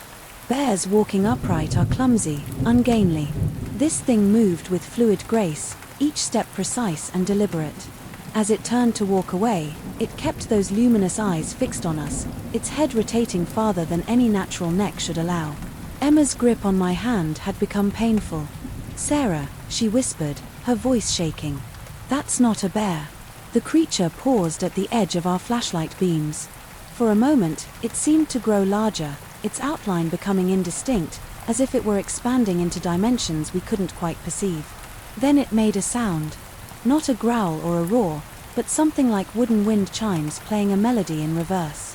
The sound bypassed my ears and went straight to some primitive part of my brain, carrying with it images that didn't belong in this world, cities built from geometries that hurt to look at, skies filled with colors that had no names, beings that moved between moments of time like we move between rooms.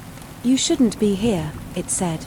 Though I heard no words, the meaning simply appeared in my mind, accompanied by a sensation of vast age and alien intelligence. "This is not your time." Not yet. The undergrowth around it began to move, not with wind, but with something else. Shadows that had weight and substance. Darkness that flowed like liquid. Small points of light, similar to its eyes but tiny, began to appear throughout the forest. Dozens. Then hundreds. All watching. In that moment, I understood something that would change my relationship with the wilderness forever. We hadn't been alone all those years camping here. The things we thought we knew about nature, about wildlife, about reality itself, these were just comfortable stories we told ourselves to avoid facing a deeper truth. The forest wasn't our backyard. We were guests here, temporary visitors, allowed to play at understanding the wild. But real wilderness, true wilderness, harbored things far older and stranger than our scientific classifications could capture. The creature took another step away, and reality seemed to ripple around it. Trees bent without moving. Shadows flowed uphill. The stars visible through the canopy began to swirl in patterns that made my eyes hurt. "Time to go," Emma whispered, though her voice seemed to come from very far away now. "Sarah." Now. We ran. Not the careful, measured pace Dad had taught us for emergency situations, but a blind, primal flight. The trail back to camp seemed longer, twisting in ways I didn't remember. The darkness between the trees was alive with movement, shapes that shouldn't exist, colors that didn't belong in nature. Behind us, that impossible chiming sound continued, now accompanied by other voices, if you could call them voices. They seemed to come from the earth itself, reverberating through the ground and up through our bones. When we burst into the campsite, Mom and Dad were waiting, tension visible in their postures. They didn't ask questions, didn't demand explanations. They simply pulled us into the tent and zipped it closed. That night, I learned another truth about the wilderness. Sometimes, survival means pretending you didn't see what you saw. Sometimes, safety lies in silence. The next morning, Dad went to check the area where we'd seen the creature. He found nothing, no tracks, no broken branches, no sign that anything had been there. But the ground where it had stood was different. Nothing would ever grow there again, leaving a perfect circle of barren earth that somehow seemed deeper than it should be. Emma never went camping again. After that summer, she moved to Vancouver, surrounded herself with concrete and steel, and jumped at unexpected shadows. Sometimes, late at night, she calls me to talk about what we saw. Each time, she remembers different details, impossible angles, movements that defied physics, words in a language that human tongues couldn't pronounce. I still camp, still spend time in the wilderness. But I'm more careful now, more aware. I notice things I didn't before, how shadows sometimes move against the wind, how certain animals will suddenly freeze and stare at empty air, how the very old trees seem to lean away from particular spots in the forest. I'm 37 now, with children of my own. When they ask me to take them camping, I do. But I teach them things my parents never taught me, how to recognize when the forest silence isn't natural, how to tell when darkness isn't just an absence of light, How to know when they're being watched by something that isn't, and never was, human. They think these are just scary stories, the way I once thought Dad's ranger precautions were just excessive caution. But sometimes, when we're sitting around the campfire, I see them notice things, a shadow that moves wrong, eyes that reflect colors that don't exist, the sound of wind chimes where no chimes hang. And I know they're learning the real truth about the wilderness. That nature isn't just the interplay of flora and fauna, of predator and prey. There are older things in the woods, things that watched the first humans learn to make fire. Things that will still be here long after our cities have crumbled. Last week, my daughter asked me why certain parts of the forest feel different. Like they're more awake, she said. I looked into her eyes and saw the same understanding I'd gained that night, 26 years ago. The wilderness isn't our backyard. We're just visitors here, tolerated by things that have walked these woods since before our species learned to stand upright. And sometimes, if we're very lucky, or very unlucky, they let us see them. If only for a moment. But that moment changes everything. The day started like any other. I was driving my old, beaten-up pickup truck through the empty highways of New Mexico, the desert stretching out on both sides, nothing but scrub and dirt as far as the eye could see. The year was 1997, and I was headed back to my hometown after spending some time out west, working on construction sites. My name's Darren Red Horse, and I'm full-blood Navajo. I've always been proud of my heritage, but the life I've lived, well, it's been far from easy. My mom raised me on the reservation after my dad passed, and it was tough. It's always been just her and me, scraping by. I left as soon as I could, joined the army, and spent 6 years overseas. When I came back, everything had changed. The reservation was struggling even more, and I couldn't find steady work. So I bounced around, doing jobs nobody else wanted, barely getting by. But I stayed close to my mom. She's the only family I've got left. That day, I was driving to visit her. She had called me 2 days before, sounding a little off, like she was nervous about something. She didn't say much, just that she wanted me to come home for a few days. I figured she just needed help with something around the house. It wasn't unusual. The road was quiet. Not a single car passed me for hours, and the sun was starting to dip in the sky when I noticed the gas light flick on. There was a station coming up in about 15 miles. I knew it well, run by an old family friend, Sam Bay. It was one of those places where you could still sit outside, sip on a Coke, and listen to stories from the locals. Sam was like an uncle to me growing up.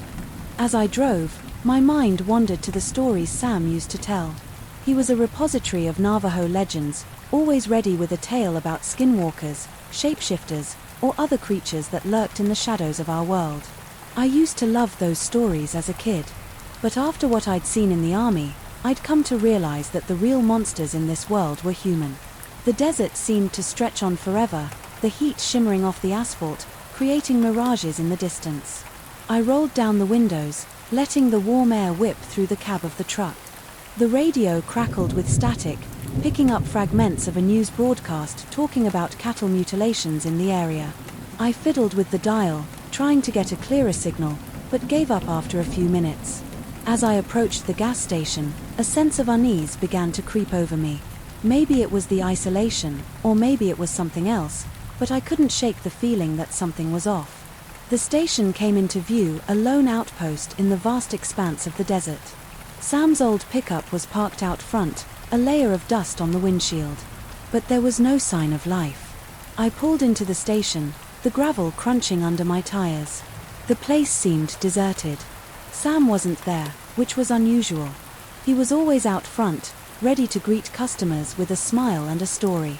The pumps were working, so I filled up the tank, the smell of gasoline sharp in the dry air. Figuring Sam must have stepped out, I went inside to pay. The moment I opened the door, I knew something was wrong. The air inside was off. It smelled wrong, like something had gone bad in the heat. The aisles were all messed up, cans of beans and bags of chips scattered across the floor. "Sam," I called out. No answer. The station wasn't big, just a counter, a few rows of snacks and supplies, and a back room where Sam would sometimes nap. I checked behind the counter, thinking maybe he'd left a note or something. But there was nothing. Just silence. I was about to head back outside when I heard a sound. It was faint, coming from the back of the store near the storeroom door. It was slow, almost like breathing, but it had a wet quality to it. You know when someone's hurt bad and they're struggling to breathe? It was like that. My military training kicked in. I grabbed the tire iron from my truck and approached the storeroom door cautiously. The metal was cool in my hand, a stark contrast to the oppressive heat. I took a deep breath, steadying myself, and pushed the door open. The room was dark, except for a small window near the ceiling that let in the last light of the day. As my eyes adjusted, I saw a shape on the floor. My heart sank as I recognized Sam's familiar plaid shirt. In the middle of the floor lay a body. It was Sam, face down, his legs twisted in a way that didn't look natural. I rushed over to him, but when I knelt down, I saw that it was too late. His throat had been torn open, and there was blood everywhere, pooling under him. I stood there for a second, trying to process it. Sam was dead, and whatever had done this was either long gone, or still close by. The thought made my stomach drop. I backed out of the storeroom, my grip tightening on the tire iron. I needed to get out of there and call for help. The nearest town was a good 20 miles away, but I had a cell phone, though service was spotty out here. I fumbled with it, trying to dial 911, but of course, there was no signal. Then I heard it. A scraping sound, like claws on concrete, coming from outside the station. My heart pounded as I slowly moved to the front of the store, keeping low. Whatever it was circling the building. And it was big. From the shadows outside, I could make out a shape moving in front of the headlights of my truck. It was huge, hunched over, with thick, matted fur that reminded me of a wolf, but not quite. This thing was bigger than any animal I had ever seen, its body contorting in unnatural ways, as if its limbs didn't fit right. I crouched behind the counter, barely daring to breathe, praying it wouldn't come inside. My mind raced, trying to think of what the hell could have done that to Sam. Maybe it was some kind of mutated wolf. Coyotes didn't get this big, and bears were rare in this part of the state. The scratching stopped. For a moment, everything was silent. I thought maybe it had gone. But then, the door creaked open. My heart nearly stopped as the beast stepped into the store. Its head was low, sniffing the air, and I could see its jaws hanging open, blood dripping from its teeth. It was closer now, and I could see that its face was almost canine but wrong, like something had tried to fuse a wolf with something else. The skin on its snout was stretched tight, revealing too many teeth. I didn't even breathe. The thing was sniffing the air, searching. And I knew if it got a good whiff of me, I was done. But then, in the corner of the store, a can rolled off a shelf, clattering loudly to the floor. The creature snapped its head toward the noise and let out a snarl that made my stomach turn. In an instant, it bounded toward the sound, smashing into the shelves like a freight train. This was my chance. While it was distracted, I bolted for the door, running as fast as I could to the truck. I jumped in, slamming the door shut, but as I fumbled for the keys, I realized I had left them on the counter inside. My heart sank. I looked back at the store. The creature was still inside, crashing through the shelves, searching for whatever made that noise. I couldn't stay here, but I wasn't going to make it far on foot either. That's when I saw them. The keys to Sam's old truck hanging from a hook near the garage door. I made a run for it, ducking behind a row of fuel tanks. The truck was just a few yards away, and I could hear the thing inside, still tearing apart the store. I grabbed the keys and unlocked the truck, praying it would start. The engine sputtered to life. I floored it, peeling out of the station and onto the highway. In the rearview mirror, I saw the beast burst through the front of the station, charging after me on all fours. It was faster than anything that size had a right to be. But I kept driving, pushing the old truck as hard as it could go. After what felt like hours, I didn't see it anymore. I made it back to town and went straight to the sheriff. I told him everything about Sam, about the creature.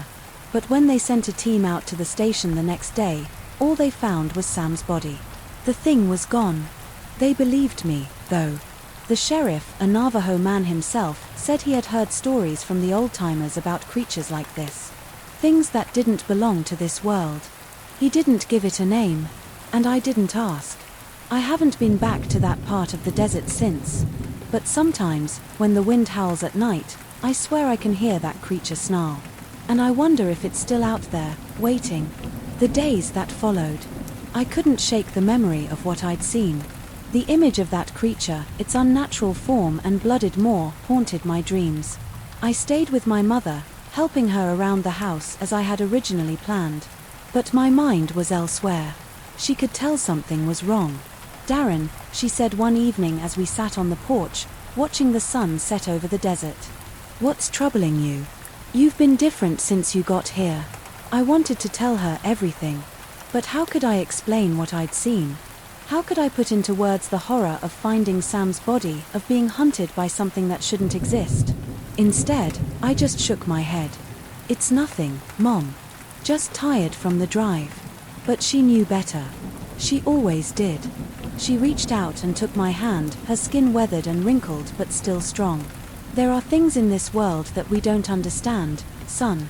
Things that our ancestors knew about, but that we've forgotten." I looked at her, surprised. "What do you mean?"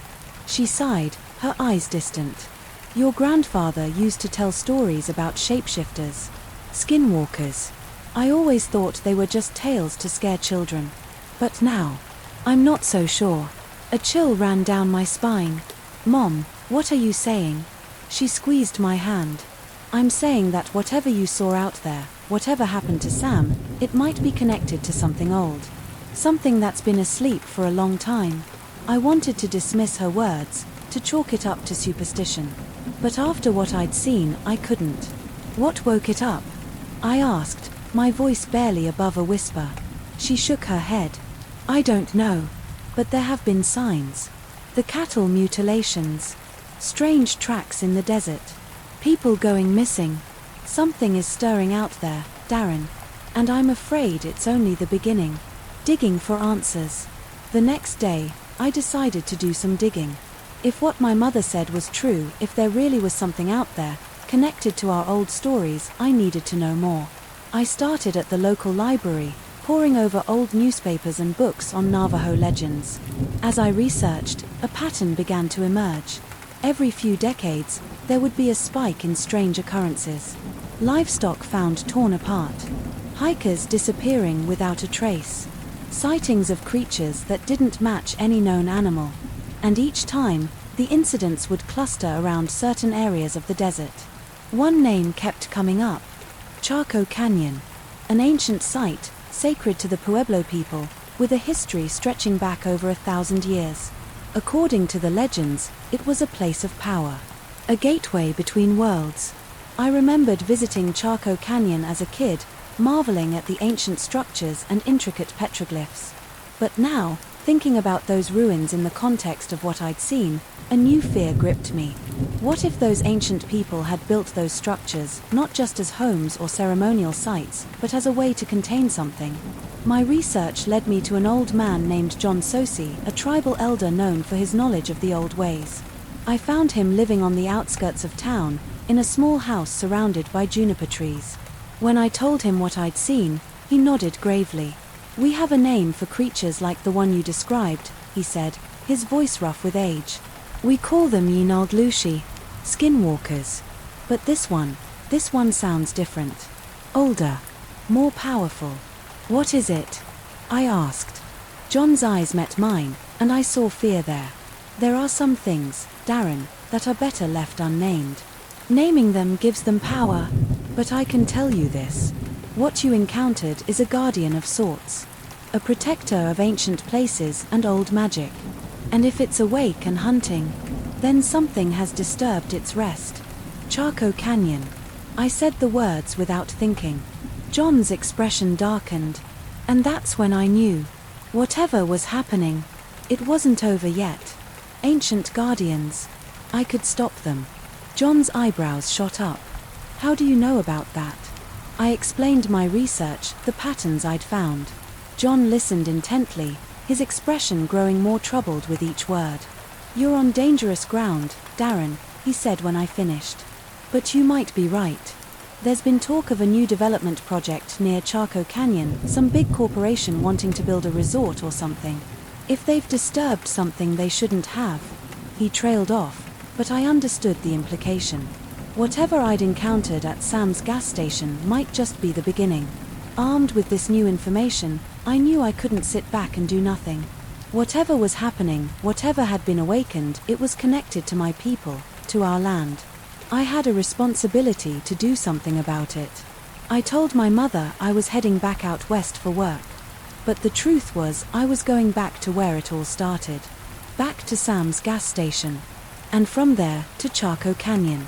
Returning to the desert. The drive back was tense. Every shadow on the road seemed to move. Every rustle in the brush along the highway made me jump. But I pressed on, driven by a mix of fear and determination.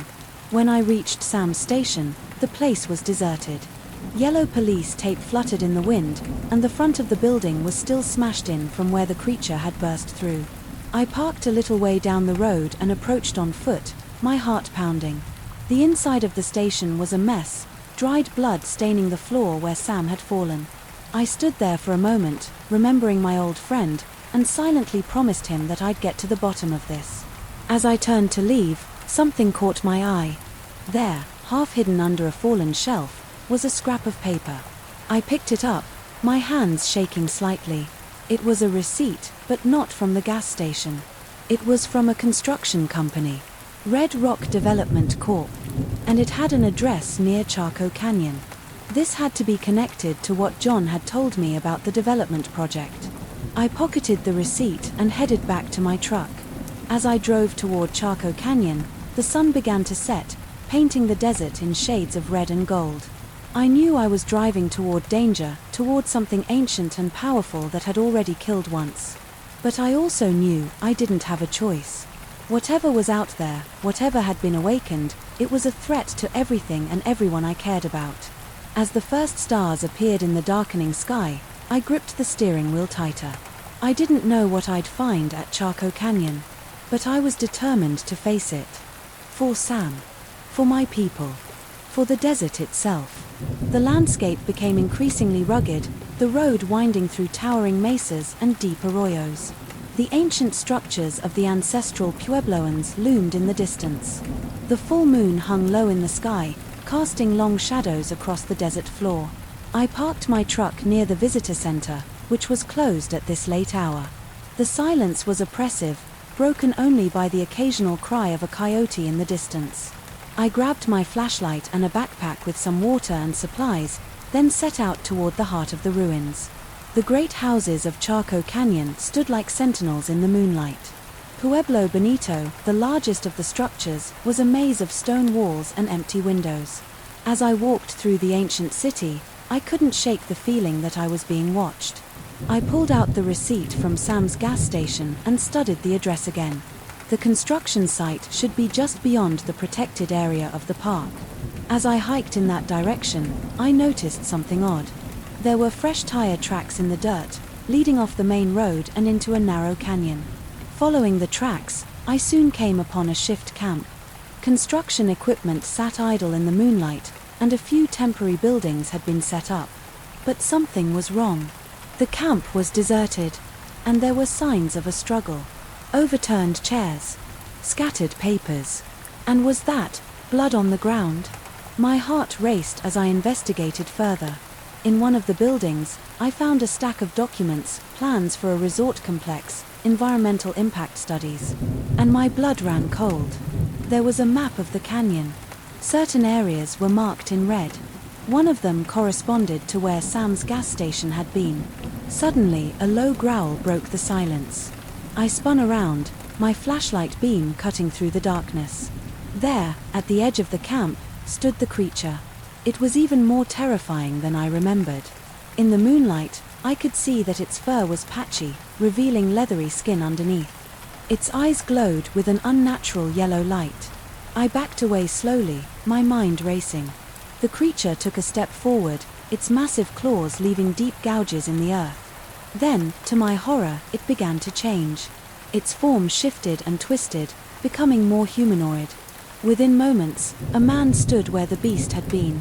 But his eyes were still those of the creature. "You should not have come here," Darren Red Horse, the man said. His voice was a guttural rasp.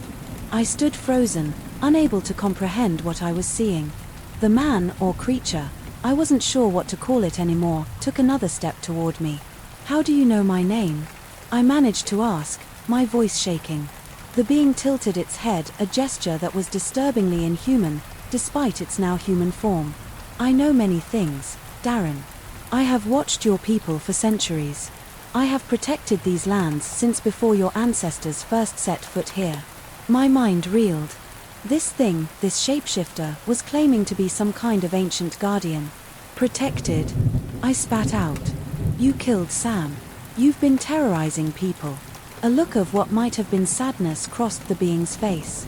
Samuel B. was an unfortunate necessity. He discovered something he should not have. As for the others, I do what I must to keep the ancient powers contained. I glanced at the documents I'd found. What does this construction have to do with it? I demanded. Why are you attacking these sites? The being's eyes flashed, a hint of its bestial nature showing through. The fools who would build here do not understand. Beneath this land lie forces beyond their comprehension, the Guardian said.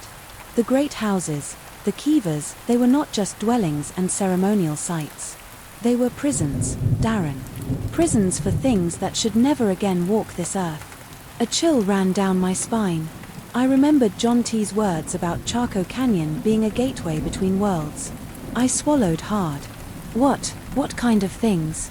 I asked, though I wasn't sure I wanted to know the answer. The being's form shimmered as if it was struggling to maintain its human shape. Gods. Demons. Creatures from the stars. The names do not matter. What matters is that they remain bound. But the digging, the construction, it weakens the seals. Already, some have begun to stir. I thought of the cattle mutilations. The missing people.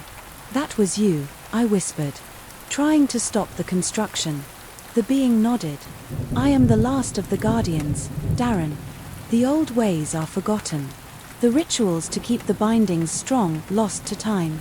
I do what I can, but I am limited. Limited how? I asked, my fear slowly being replaced by a morbid curiosity. The being's form shimmered again. For a brief moment, I saw the beast beneath. The price of immortality is high, Darren. To maintain my vigil, I must feed. On flesh. On fear. I felt sick. This thing, this guardian, had been killing people like Sam, to sustain itself. But if what it was saying was true, the alternative could be far worse. An impossible choice. Why are you telling me all this? I asked. The guardian's eyes met mine, and in them, I saw the weight of centuries. Because you are of the people, Darren.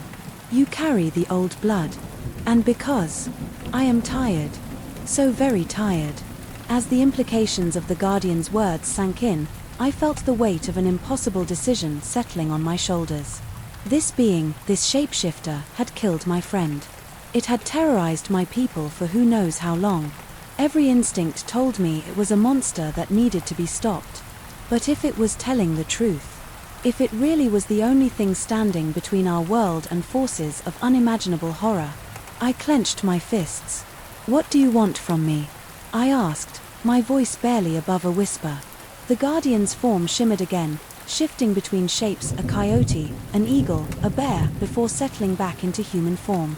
I offer you a choice, Darren Red Horse. Join me. Become a Guardian. With your help, we can stop this construction, reinforce the bindings, and keep the ancient evils at bay. I stared at him in disbelief. Become like you? A killer? The Guardian shook its head. Not necessarily. The old ways are not entirely lost. With study, with dedication, we might find another way. But it will not be an easy path. You will have to leave your old life behind. I thought of my mother, of the life I'd been trying to build. Could I really give all that up? But then, I thought of Sam, and of the wider consequences if this being was telling the truth. And if I refuse? I asked. The Guardian's eyes hardened. Then I will do what I must. Alone. And I cannot promise that your people will be spared in the conflict to come. I closed my eyes, tried to think. Part of me wanted to run, to dismiss this all as the ravings of a monster trying to justify its actions. But deep down, I knew. I knew that what I'd seen, what I'd experienced, was only the tip of something much larger and more terrifying. I exhaled slowly. If I agree, I said, I want your word, no more innocent people will die. We find another way. The Guardian nodded solemnly. You have my word, Darren Red Horse. We will seek an alternative path. But know this. The road ahead will be long and fraught with danger. The forces we stand against are patient, but they are also relentless. I took a deep breath, knowing that my next words would change my life forever. Then, I accept. Teach me. Show me how to be a guardian. A look of relief passed over the being's face. So human in that moment, it was hard to reconcile with the monstrous form I'd seen before. Thank you, Darren. You have made a wise choice, though I know it does not feel that way now. As if to emphasize the gravity of the moment, a tremor passed through the earth. In the distance, I heard what sounded like stone grinding against stone. The Guardian's head snapped up, eyes wide with alarm. It's starting. We must hurry. Your training begins now. Darren, are you ready? I nodded, pushing aside my fear and doubt. Whatever was coming, whatever ancient horrors were stirring beneath Chaco Canyon, I had made my choice. I would stand against them. I would learn the old ways. I would protect my people. Protect the world. No matter the cost. Into the heart of Chaco Canyon. As we moved deeper into the canyon, the air grew thick with an otherworldly energy. The Guardian began to shift forms again, this time taking on the shape of a massive owl. It spread its wings, beckoning me to follow. I cast one last look back at the construction camp, at the world I was leaving behind.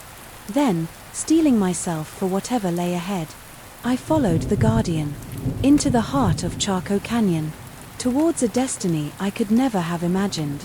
The training begins. I suspected Neil wasn't his true name. My training began immediately.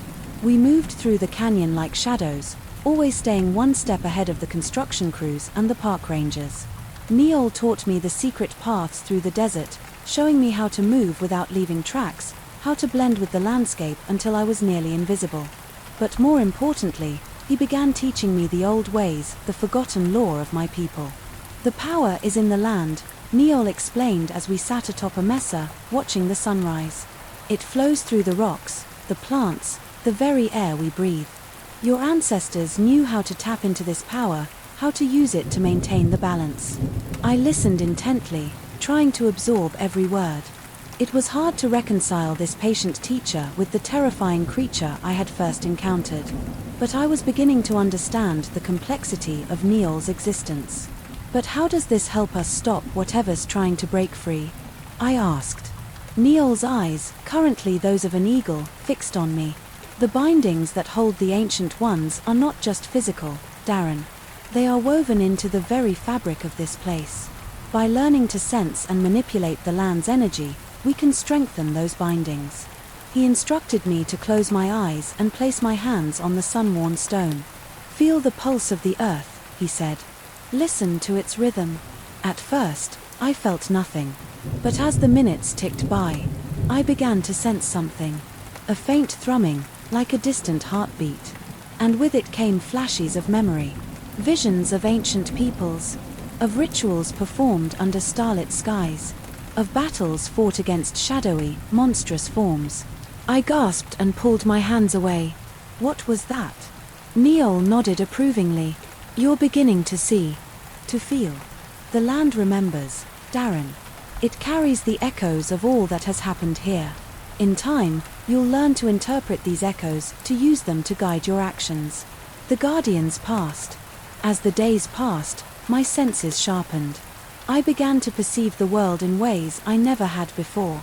The desert came alive with unseen currents of energy, and I learned to draw upon this power, to shape it with my will.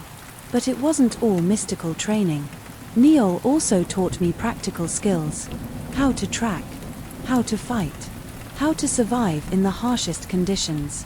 A guardian must be prepared for anything, he said one night as we sat around a small, hidden fire.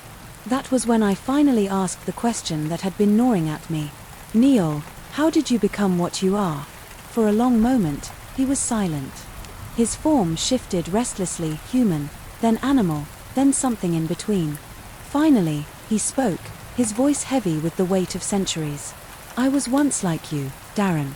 A young warrior of my people, chosen to undergo the guardian ritual. But something went wrong. The power, it was too much. It changed me, twisted me into something between man and beast. For a long time, I raged against what I had become. But eventually, I understood the necessity of my transformation. I listened, transfixed, as Neil recounted centuries of standing watch, of fighting back the darkness that constantly threatened to spill into our world. His tale was one of sacrifice, of unimaginable loneliness, but also of unwavering purpose. As he finished, I felt a mix of awe and sadness. Will I become like you? I asked hesitantly. Neil shook his head.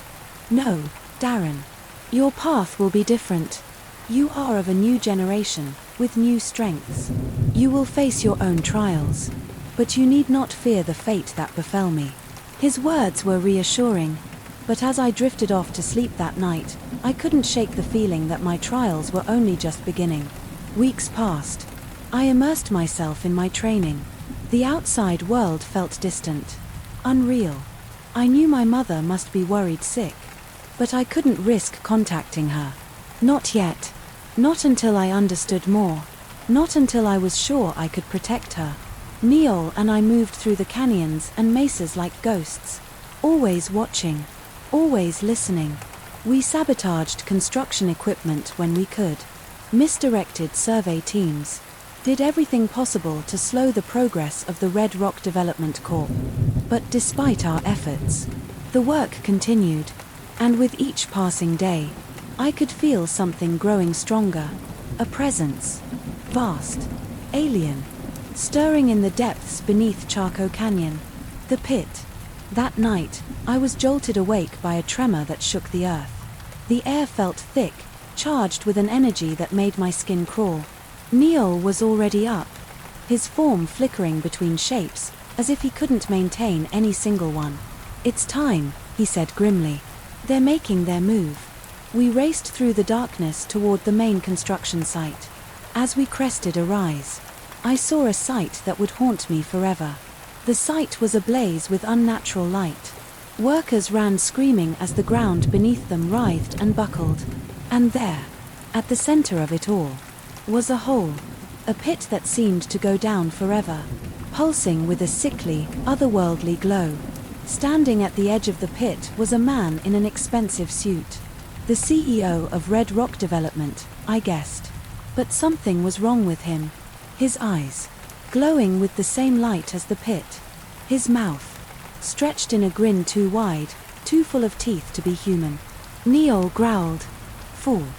He thinks he can control them, use their power. He has no idea what he's unleashing. As we watched in horror, a shape began to emerge from the pit. It was vast, defying description, tentacles, wings, eyes, all shifting and changing, never settling into any recognizable form. The very air seemed to warp around it. What do we do? I asked, my voice shaking. Neil turned to me, his eyes blazing with an inner fire. Remember your training, Darren. Remember the power of this land. We are the guardians. We stand between this world and the chaos that would consume it. Are you ready? I swallowed hard, feeling the weight of generations of guardians who had come before me. I reached out with my senses, feeling the pulse of the earth beneath my feet, the whispers of ancient power in the air. I'm ready, I said, and I meant it. Together, Neil and I began to chant, calling upon the power of the land, the strength of our ancestors. The air around us began to shimmer as we wove a barrier of energy, pushing back against the emerging horror. The creature from the pit roared, a sound that threatened to shatter my sanity. The possessed CEO turned towards us, his inhuman grin widening impossibly further. You're too late, he said, his voice echoing with otherworldly harmonics. The gateway is open. They are coming through. This world will be remade in their image. Neol snarled, his form expanding into something massive and terrifying, a fusion of all his animal aspects into one incredible being. Not while we stand, abomination. As Neol leaped towards the monstrous entity emerging from the pit, I focused all my energy on maintaining our protective barrier. The air crackled with power, ancient symbols flickering in and out of existence around us. The creature lashed out with impossibly long limbs, each movement distorting the very fabric of reality. Neol met its attack with primal fury, his form constantly shifting to match each new threat. They clashed in a battle that defied comprehension, a whirlwind of teeth, claws, and otherworldly power. Meanwhile, I found myself facing the possessed CEO. He advanced on me, that inhuman grin never leaving his face. "Join us, young guardian," he said, his voice a cacophony of whispers. "Embrace the chaos. Become a god." I stood my ground, drawing upon every lesson Neol had taught me. "I am Darren Redhorse," I declared, my voice stronger than I felt. "I am a guardian of this land, and you are not welcome here." With those words, I felt something unlock within me. The power of the land surged through my body, and suddenly, I could see the threads of energy connecting everything, the rocks, the air, the ancient structures of Chaco Canyon. And I could see how to weave those threads into a weapon. I began to chant in a language I didn't know I remembered, my hands moving in intricate patterns. The possessed CEO's smile faltered as he felt the power building around me. He lunged forward, but it was too late. A blast of pure energy erupted from my hands, catching him square in the chest. He flew backwards, his body disintegrating into motes of sickly light that were quickly swallowed by the darkness. I turned my attention to the pit, where Neol was still locked in combat with the emerging entity.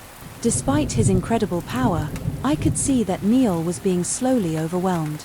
The creature was simply too vast, too alien, for any single being to defeat. But we were not alone. As I reached out with my newfound senses, I felt the presence of countless others, the spirits of guardians past, the echoes of ancient rituals, the very soul of the land itself. All of it was there, waiting to be called upon. "Neol," I shouted. "The binding. We need to remake the binding." Understanding flashed in his eyes. With a monumental effort, he disengaged from the creature and fell back to my side. Together, we began to chant, our voices joining with those of 1,000 generations of guardians. The air itself seemed to vibrate with the power of our ritual. Strands of energy began to coalesce around the pit, weaving together into an intricate net. The emerging entity roared in defiance, thrashing against the forming barriers. But it was too late. With a final surge of power, the binding snapped into place. The creature was drawn back into the pit, its unearthly screams fading as reality knitted itself back together. The unnatural light dimmed, then winked out entirely, leaving us in the soft pre-dawn glow of the desert. For a long moment, neither Neol nor I moved. I moved, scarcely daring to believe it was over. Then, slowly, Neol's form shimmered and settled into his human aspect. He looked at me with a mixture of pride and sadness. "It's done," he said softly. "The binding is remade, stronger than before. But our work is not over, Darren. It never will be." I nodded, understanding the weight of the responsibility I had accepted. "What now?" I asked. Neol gestured to the construction site, now eerily silent and still. "We clean up. We make sure no trace of what happened here remains. And then we watch. We wait. We stand ready for the next threat, whatever form it may take." As the sun rose over Chaco Canyon, Neol and I set about our task. We buried the pit, erased all signs of the eldritch horror that had nearly been unleashed. To the outside world, it would appear as if the Red Rock Development Project had simply been abandoned, another failed venture in the harsh desert landscape. In the days that followed, I returned home briefly. I hugged my mother, told her I loved her, and tried to explain that I had found my purpose, even if I couldn't fully describe what that purpose was. It was hard leaving her again, but I knew it was necessary. Neol and I established a network of guardians, recruiting others who showed sensitivity to the old ways. We became the silent protectors of the Southwest, standing watch against threats most of the world would never know existed. Years passed. I aged, but slowly, the power I had embraced granting me a measure of Neil's longevity. I saw the world change, saw my people face new challenges and triumphs. Through it all, I remained true to my calling. Sometimes, on quiet nights beneath the vast desert sky, I think back to that fateful day at Sam's gas station. I mourn for the life I left behind, for the normal existence I might have had. But then I feel the pulse of the land beneath my feet, sense the ancient power that flows through this timeless landscape, and I know I made the right choice. I am Darren Redhorse, guardian of the desert, protector of the old ways. And as long as I draw breath, I will stand against the darkness that threatens to consume us all. Next story. Ruth and her husband Henry had just returned from their wedding ceremony. They were filled with joy, laughter, and excitement. As they sat together, they decided to unwrap the gifts they'd received from their friends and family, eager to see the surprises inside. One by one, they opened each package, reading the congratulatory messages and smiling at the thoughtful gifts. Then, a peculiar gift caught their attention. It was wrapped with beautiful, shimmering golden paper but had no name or message on it. Who would send us something without a note? Henry asked, raising an eyebrow. They slowly unwrapped the mysterious gift, and inside was a mirror with a fancy golden frame, intricate and eye-catching. "I love this mirror," Ruth exclaimed, her eyes shining with delight. But Henry wasn't as sure. "Who would give us a mirror as a wedding gift?" he asked, feeling a little uneasy. "And with no name or message? That's strange." Ruth, however, was captivated. She gently lifted the mirror and said, "I think it'll look lovely in the living room." She hung it on the wall, standing back to admire how it sparkled in the light. But something felt a bit off to Henry. "Are you sure about this mirror, Ruth?" he asked, still feeling a bit uneasy. "It seems different." "Oh, it's fine. It's unique," Ruth replied, brushing off his concerns. But just then, she got an idea. "Actually, maybe it would be better in our bedroom," she said. She carefully carried the mirror and mounted it on the wall of their bedroom, adjusting it until it looked perfect. As she left the room to join Henry to finish unwrapping the other gifts, a thin, dark smoke began swirling inside the mirror's glass, almost as if it were alive. The smoke twisted and turned, forming shapes, twisting and curling in the air like a snake. From that day on, things began to change. Shadows moved where there should have been none, and strange noises filled the quiet house at night. After a joyful evening of unwrapping gifts and sharing laughs, Ruth and Henry finally lay down on their new cozy bed in their bedroom. They made love, then whispered sweet things to each other, holding hands and eventually drifting off to sleep, happy and content. In the early morning light, Ruth opened her eyes, smiling as she remembered the night before. "Good morning, honey," she greeted, stretching. Henry turned to her, grinning. But before he could say anything, Ruth said with a playful look, "Honey, the style you gave me in the middle of the night was amazing. I've never felt like that before. This is the best love I have ever had." Henry's smile faded. "What are you talking about?" he asked, looking confused. "I didn't wake up in the middle of the night. I slept straight through." Ruth laughed, nudging him. "Oh, come on, don't be shy.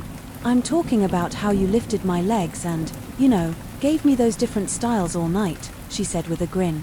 Henry's face grew serious. "Ruth, I really don't know what you're talking about. I never woke up last night." The room went silent. Ruth's smile faded as she looked into Henry's eyes, realizing he wasn't joking. Just then, a loud knock at the front door broke the silence, making them both jump. Ruth got up, her heart pounding a little faster than usual, and went to answer the door. When she opened it, she saw her younger stepsister, Ella, standing there with her luggage. "Good morning," Ella greeted cheerfully, giving Ruth a hug. "Mama said I should come early so I can help you with the morning chores." "Oh, Ella, you're here already? Isn't it a bit too early?" Ruth asked, glancing back at Henry, who was still sitting up in bed, looking deep in thought. "No, Mama insisted I leave early," Ella replied. "She thought I could get a head start and settle in. She said it's only polite to help you since I'll be staying here for a while." Ruth gave a small, uneasy smile, trying to shake off the strange feeling from moments before. She helped Ella carry her luggage inside, showing her to the guest room. As they settled Ella in, Ruth couldn't stop thinking about what Henry had said. If he wasn't with her in the middle of the night, who or what was? Months passed, and Ruth discovered she was pregnant. The news filled the house with joy. Henry was especially excited, dreaming of becoming a father. They both prepared eagerly, imagining their little one's arrival. Each day felt brighter, and their happiness grew. Then, one night, as they lay sleeping in their cozy bed, something strange happened in the quiet. A dark, misty smoke began to swirl out of the mirror in their bedroom. Ruth was a little girl. She listened carefully as Ruth explained everything, the strange occurrences, the losses, the shadowy figure, and the mirror. Mrs. Agnes's voice grew serious. "Ruth, my dear, this sounds like something far beyond the ordinary. I think it's time we seek help from someone who understands these kinds of things. There's an old woman in the village, Maman Kosi. She's known for dealing with spirits and curses. You must go to her." Ruth hesitated, her heart pounding. She had always been skeptical of such things, but after everything that had happened, she was willing to try anything. Henry, though unsure, agreed to accompany her. Ella insisted on coming too, her protective instincts kicking in. Together, they made their way to Maman Kosi's small, weathered hut on the outskirts of the village. Maman Kosi was an elderly woman with deep, knowing eyes and a calm presence. She listened intently as Ruth recounted the events, her gaze occasionally flicking to Henry and Ella. When Ruth finished, Maman Kosi sat in silence for a moment, her fingers tracing the edge of a worn wooden table. Finally, she spoke, her voice low and steady. "This mirror you speak of, it is no ordinary object. It carries a dark spirit, one that feeds on life and joy. It has attached itself to you, Ruth, and it will not stop until it has taken everything from you." Ruth's breath caught in her throat. "But why? Why me?" Maman Kosi's eyes softened. "Sometimes, these things choose their victims at random. Other times, they are drawn to pain or vulnerability. The mirror may have sensed your longing for love and family and used it against you. But there is a way to break its hold."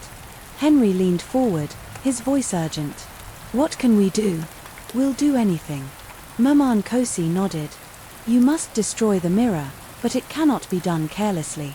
The spirit within it is strong and will fight back. You must prepare yourselves.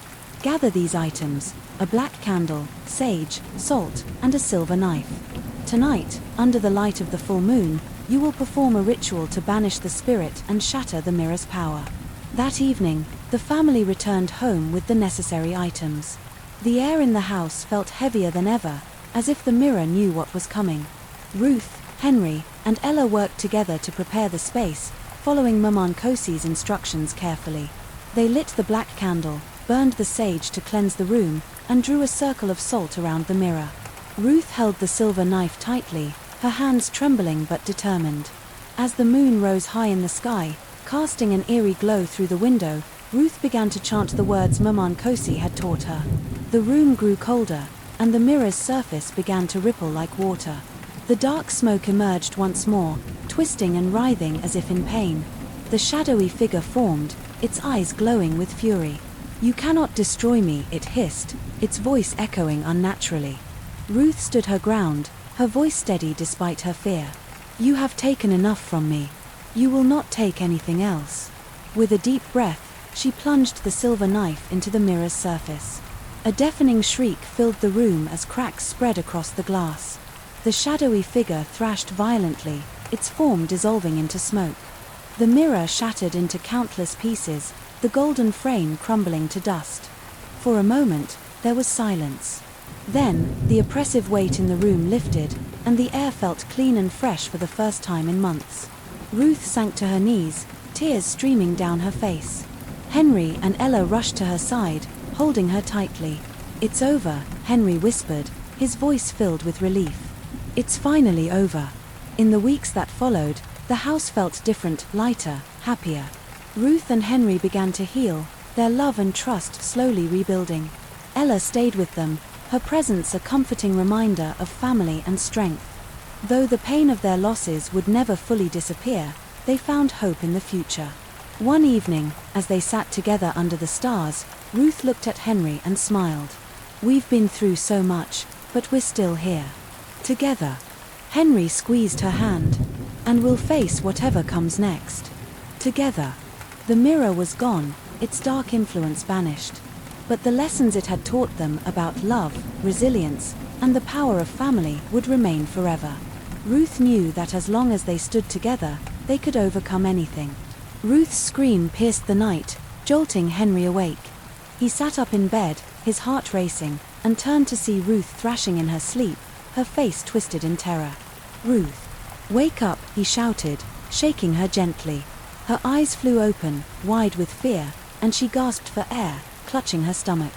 It was here again," she whispered, her voice trembling. "The monster, it touched me. I felt it." Henry's face paled as he held her close, his mind racing. "We need to do something, Ruth. This can't keep happening. That mirror, it's still here, still hurting you. We have to get rid of it for good." Ruth nodded, tears streaming down her face. "But how?" "The prophetess said the prayer would work. She said I was free." Henry's jaw tightened. "Maybe we need to try something else. Something stronger. We can't let this thing take our baby, Ruth. Not this time." The next morning, Henry and Ruth decided to seek help once more. This time, they turned to an old friend of Henry's, a man named Samuel who was known for his knowledge of ancient rituals and protective charms. Samuel listened carefully as they recounted their story, his expression growing more serious with each word. "This mirror," Samuel said slowly, "it's not just a vessel for a spirit. It's a gateway. The spirit you've been dealing with is tied to it, but it's also tied to something much darker. To break its hold, you'll need to destroy the mirror in a way that severs its connection to the other side." Ruth's hands trembled as she clutched Henry's arm. "What do we need to do?" Samuel leaned forward, his voice low and steady. "You'll need to perform a ritual at midnight, under a waning moon. Gather these items: a black cloth, a silver dagger, a bowl of salt, and a piece of obsidian. The obsidian will act as a barrier, trapping the spirit once the mirror is shattered. But you must be careful, this spirit will fight back. It will try to deceive you, to scare you. You must stay strong." That night, Ruth and Henry prepared the ritual as Samuel had instructed. They placed the mirror on the floor, surrounded by a circle of salt. The black cloth was draped over it, and the obsidian stone was placed at the center. Henry held the silver dagger, his hand steady despite the fear in his eyes. Ruth stood beside him, her heart pounding but her resolve firm. As the clock struck midnight, they began the ritual. Henry chanted the words Samuel had taught him, his voice strong and unwavering. Ruth focused on the obsidian, imagining it as a shield, a barrier that would protect them from the spirit's wrath. The air in the room grew colder, and the mirror began to vibrate, the black cloth shifting as if something was trying to escape from beneath it. Suddenly, the cloth flew off, and the mirror's surface rippled like water. The dark smoke emerged, twisting and writhing, forming the shadowy figure once more. Its eyes glowed with fury, and its voice echoed through the room, a cacophony of whispers and screams. "You cannot destroy me," it hissed. "I am bound to this world, and I will not be cast out." Ruth stepped forward, her voice steady despite her fear. "You have no power here anymore. This ends tonight." With a deep breath, Henry plunged the silver dagger into the mirror's surface. The glass shattered with a deafening crack, and the shadowy figure let out an ear-splitting shriek. The obsidian stone glowed brightly, and the spirit was drawn into it, its form dissolving into smoke. The room fell silent, the oppressive weight lifting as the last traces of the spirit vanished. Ruth and Henry stood together, breathing heavily, their hands clasped tightly. The mirror was gone, its dark influence finally broken. For the first time in months, Ruth felt a sense of peace wash over her. In the weeks that followed, their home felt lighter, happier. Ruth's pregnancy progressed without incident, and the joy in their hearts grew with each passing day. When their baby was finally born, healthy and strong, Ruth and Henry knew they had faced the darkness and emerged victorious. As they held their newborn child, Ruth looked at Henry and smiled. "We did it. We protected our family." Henry kissed her forehead, his eyes filled with love and relief. Together, we can face anything. The mirror was gone, its curse lifted. But the strength and love that had carried them through the ordeal remained, a testament to their resilience and the power of standing together against the darkness. She awoke, her heart racing, only to see blood staining the sheets around her. Henry jumped up, and they rushed to the hospital, but deep down, Ruth already knew what had happened. The baby was gone. Back at home, the house that had been so full of joy now felt empty. Ruth sat in silence, feeling as if the world had crumbled around her. The dream of holding her baby, of becoming a mother, felt more distant than ever. She didn't know if she could go through this again, and for the first time, she felt truly defeated. When Ruth came back from the hospital, her stepmother, Mrs. Agnes, came to stay with her to help her heal. Every day, Mrs. Agnes would sit with her, telling her to be patient and reminding her that things would get better. Ruth would listen, holding on to her stepmother's comforting words, even though her heart felt so heavy. She wanted more than anything to believe that this sadness would end. One evening, as the sky turned dark and the house grew quiet, Mrs. Agnes called Ruth and Henry into the living room. Her voice was serious, and her face looked worried. "Ruth, Henry, I think it's time we tried something new. I know a very powerful man who might help us," she said. Henry was unsure, his face full of doubt, but Ruth looked at him with pleading eyes. She was desperate, willing to do anything just to finally hold her own baby. Reluctantly, Henry nodded, and they agreed to go. The next day, they arrived at the native doctor's shrine. It was a strange place, filled with strange objects hanging from the walls, and the smell of burning herbs filled the air. The native doctor looked at them, his eyes dark and mysterious. He told Ruth that if she wanted to be free, she had to make sacrifices. "You must go to your village and bathe in the river at midnight," he said, his voice echoing in the room. Ruth felt a chill run down her spine, but she nodded. She was ready to do anything. That night, she traveled to her village alone, feeling both scared and determined. She stood by the river at midnight, under the moonlight, and did everything the native doctor had asked. She prayed, hoping that this would finally be the end of her pain. When she returned home, she felt hopeful, thinking maybe this time would be different. A few months later, Ruth discovered she was pregnant again. Her heart swelled with hope and joy, and she took extra care to protect her unborn child. But one night, just as she drifted off to sleep, the monster returned. It was there in her dream, dark and terrifying, and when she woke up, she knew something was wrong. Her heart sank as she realized she had lost the baby again. She felt broken, like all her dreams had crumbled into dust. This time, things changed. Henry, who had always been there for her, began to grow distant. He seemed frustrated, often avoiding her. One afternoon, Ruth walked into their bedroom and saw Henry packing clothes into his suitcase. She watched, confused, and asked, "Henry, are you going somewhere?" Henry didn't look at her. He sighed and replied, "No, I'm not traveling. I'm moving to the other room. I need my space, Ruth. I don't want to share a room anymore." His words hit her like a storm. Ruth felt her heart break as she watched him walk away. She wanted to reach out, to beg him to stay, but no words came. She just stood there, frozen as Henry left the room. That night, Ruth lay alone in their bed, staring up at the ceiling with tears streaming down her face. She felt like everything in her life was falling apart. The emptiness surrounded her, and she cried until she drifted off to sleep, wondering if her life would ever be whole again. Days later, Ruth sat alone in the living room late at night, waiting for Henry to come home. She had called him over and over, but he didn't answer. She felt worried and hurt, wondering where he could be. Finally, she heard the door creak open. There was Henry, stumbling in, smelling strongly of a strange perfume and looking tired and drunk. "Where have you been, Henry, and why didn't you answer my calls?" Ruth asked, her voice filled with worry and anger. Henry just laughed a little, not looking at her. "Why are you calling me? Do you think I'm your baby?" he muttered, pushing past her. "I just want to go to bed." Ruth's heart sank, but she stepped in front of him, refusing to move. "No, Henry, you're my husband, and I deserve to know where you were," she said, trying to keep her voice steady. Henry's eyes flashed with anger, and before she knew it, his hand shot out, slapping her hard across the face. Ruth stumbled back, her cheeks stinging as Henry pushed past her without another word. She stood there in shock, tears streaming down her face, her heart shattered. Ella, who had been asleep, woke up to the sound of Ruth crying. She hurried over, wrapping her arms around Ruth, comforting her until she calmed down. That night, Ruth lay in bed, her heart heavy with sadness. She cried quietly, asking God for strength, wondering if things would ever get better. The next morning, Ruth couldn't bear the pain any longer. She packed a small bag and left, heading to her stepmother's house. Mrs. Agnes welcomed her with open arms, listening as Ruth told her everything.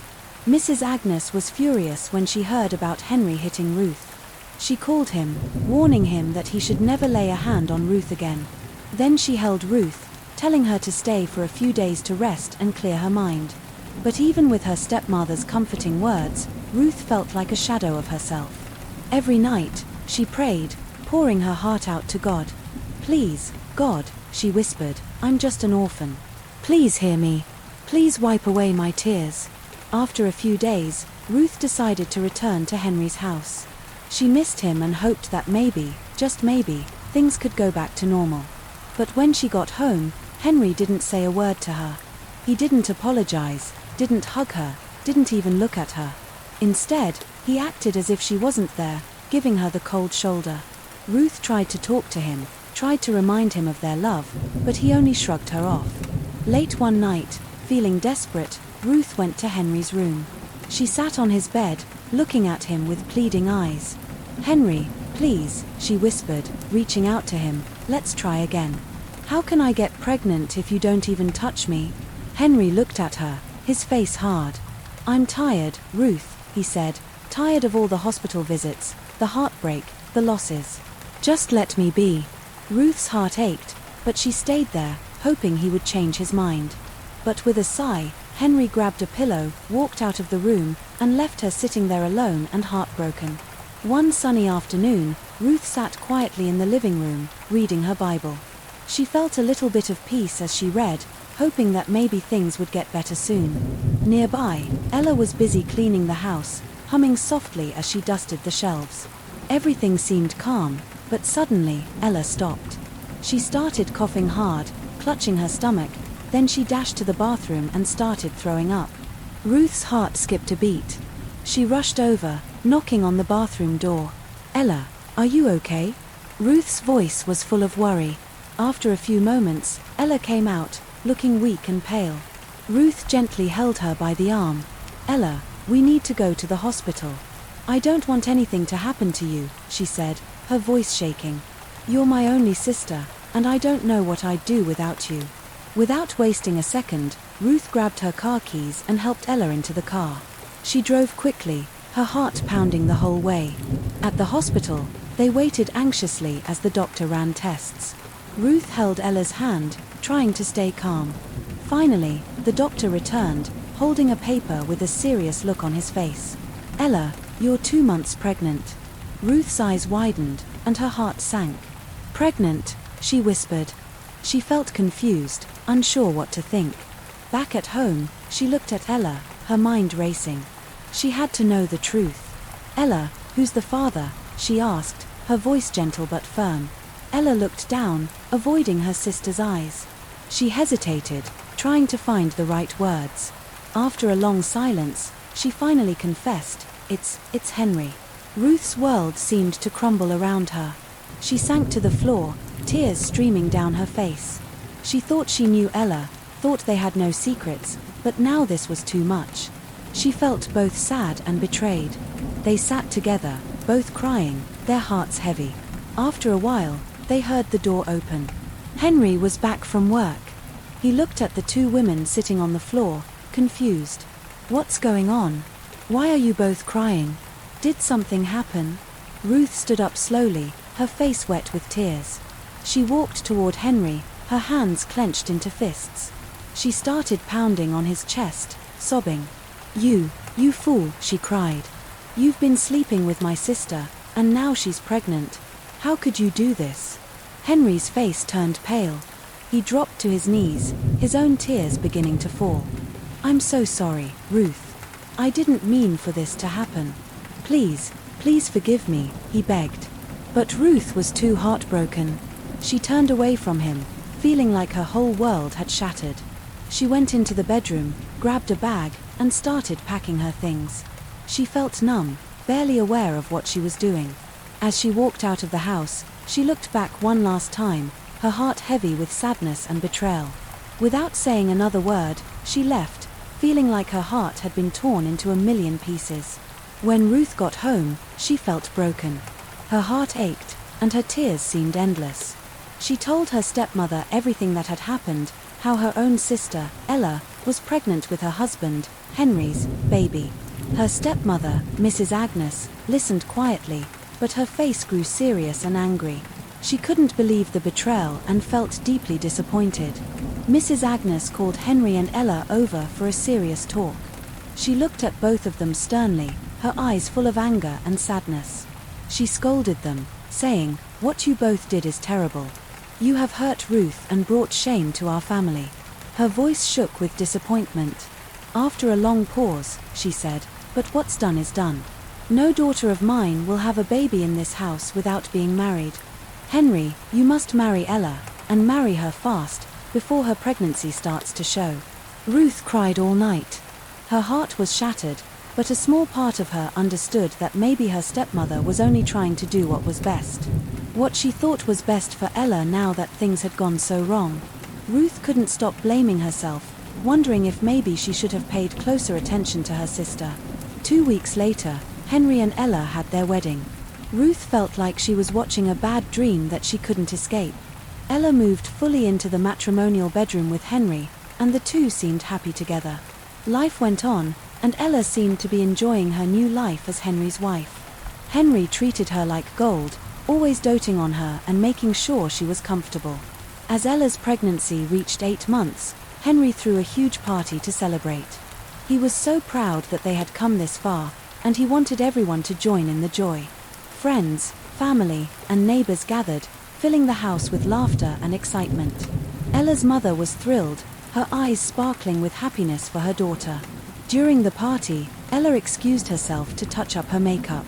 Her best friend, who had helped plan the celebration, went with her. They went into the bedroom, laughing and chatting.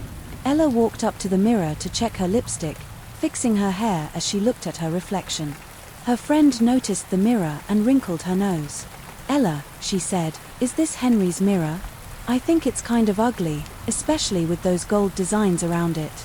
This doesn't look like your style at all." Ella laughed and shrugged. "I think it's ugly too, but it's always been here since I moved in. Maybe it's special to Henry. I was thinking of moving it to my room and putting my own mirror here." Her friend grinned. "Well, let me help you move it now." She went to grab the mirror, still chatting and laughing with Ella. But as she tried to lift it, something strange happened. Her fingers slipped, and with a loud crash, the mirror fell to the floor, shattering into 1,000 pieces. For a moment, the room was silent, and the two friends stared at the broken glass scattered across the floor. In the living room, everyone was laughing and having a good time, but then all of a sudden, Ella's mother let out a scream. "No!" Her voice was so loud and filled with fear that it made everyone stop. She jumped up and rushed into the bedroom where the mirror was broken. Henry and all the guests followed, confused and worried.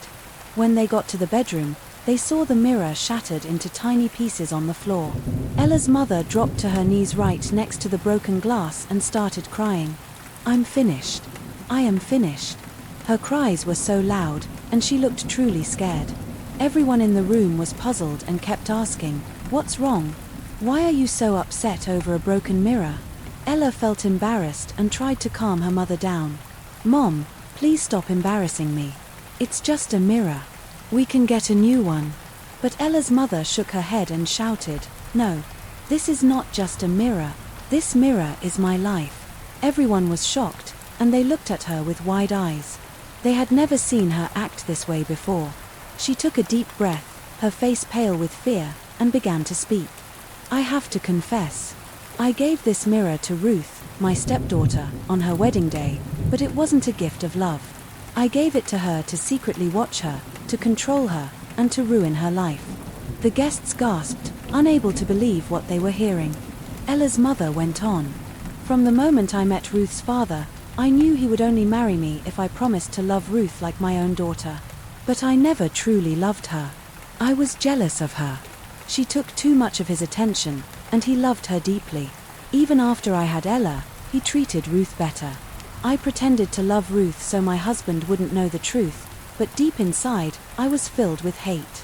She paused, her eyes filled with regret. After Ruth's father passed away, I kept up the act, pretending to be the loving stepmother, but I secretly wanted her life to be miserable. I wanted her to fail, to suffer. When Ruth found Henry and brought him home, it made me even angrier. Ruth was happy, she was successful, and my own daughter, Ella, was struggling.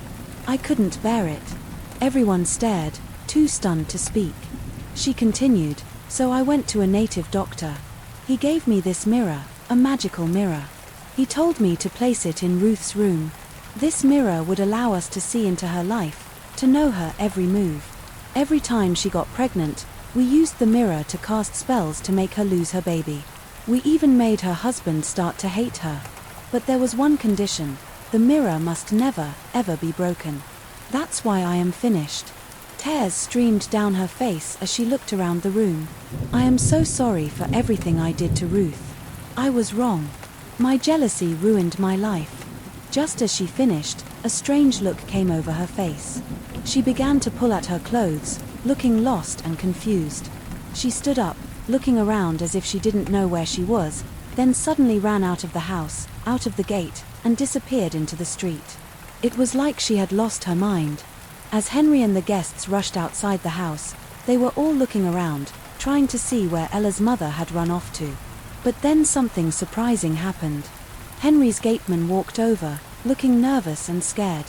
He knelt down in front of Henry, his hands shaking. "Gogga, I can't keep quiet anymore.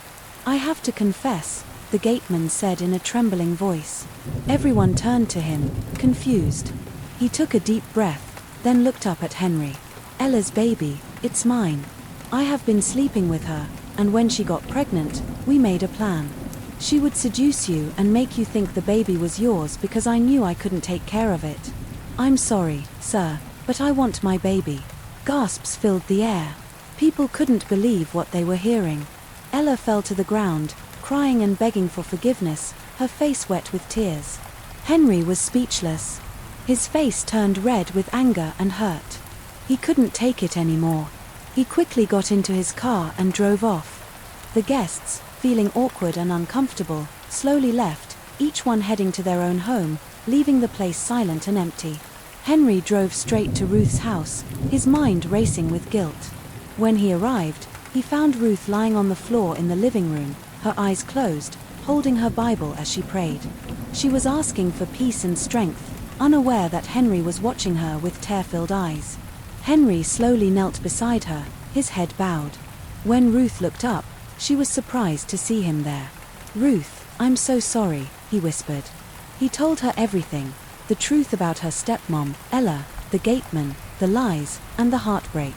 As he spoke, both of them cried, the weight of everything heavy on their hearts. Henry begged her to forgive him, saying he wanted to make things right and heal together. Ruth, with tears in her eyes, saw the pain in Henry's heart and slowly forgave him. They hugged each other tightly and shared a tender kiss, promising to start fresh. Ruth packed her things, and together they drove back to Henry's house, hoping to start a new chapter. But when they arrived, the house was empty. Ella was gone, the guests were gone, and even the gateman was nowhere to be found. It was as if they had all vanished. Ruth tried calling, but her phone was off, and no one knew where she had gone. 2 months later, Ruth and Henry decided to leave everything behind. They moved to America, ready to begin a new life. Months passed, and one day, Ruth discovered she was expecting.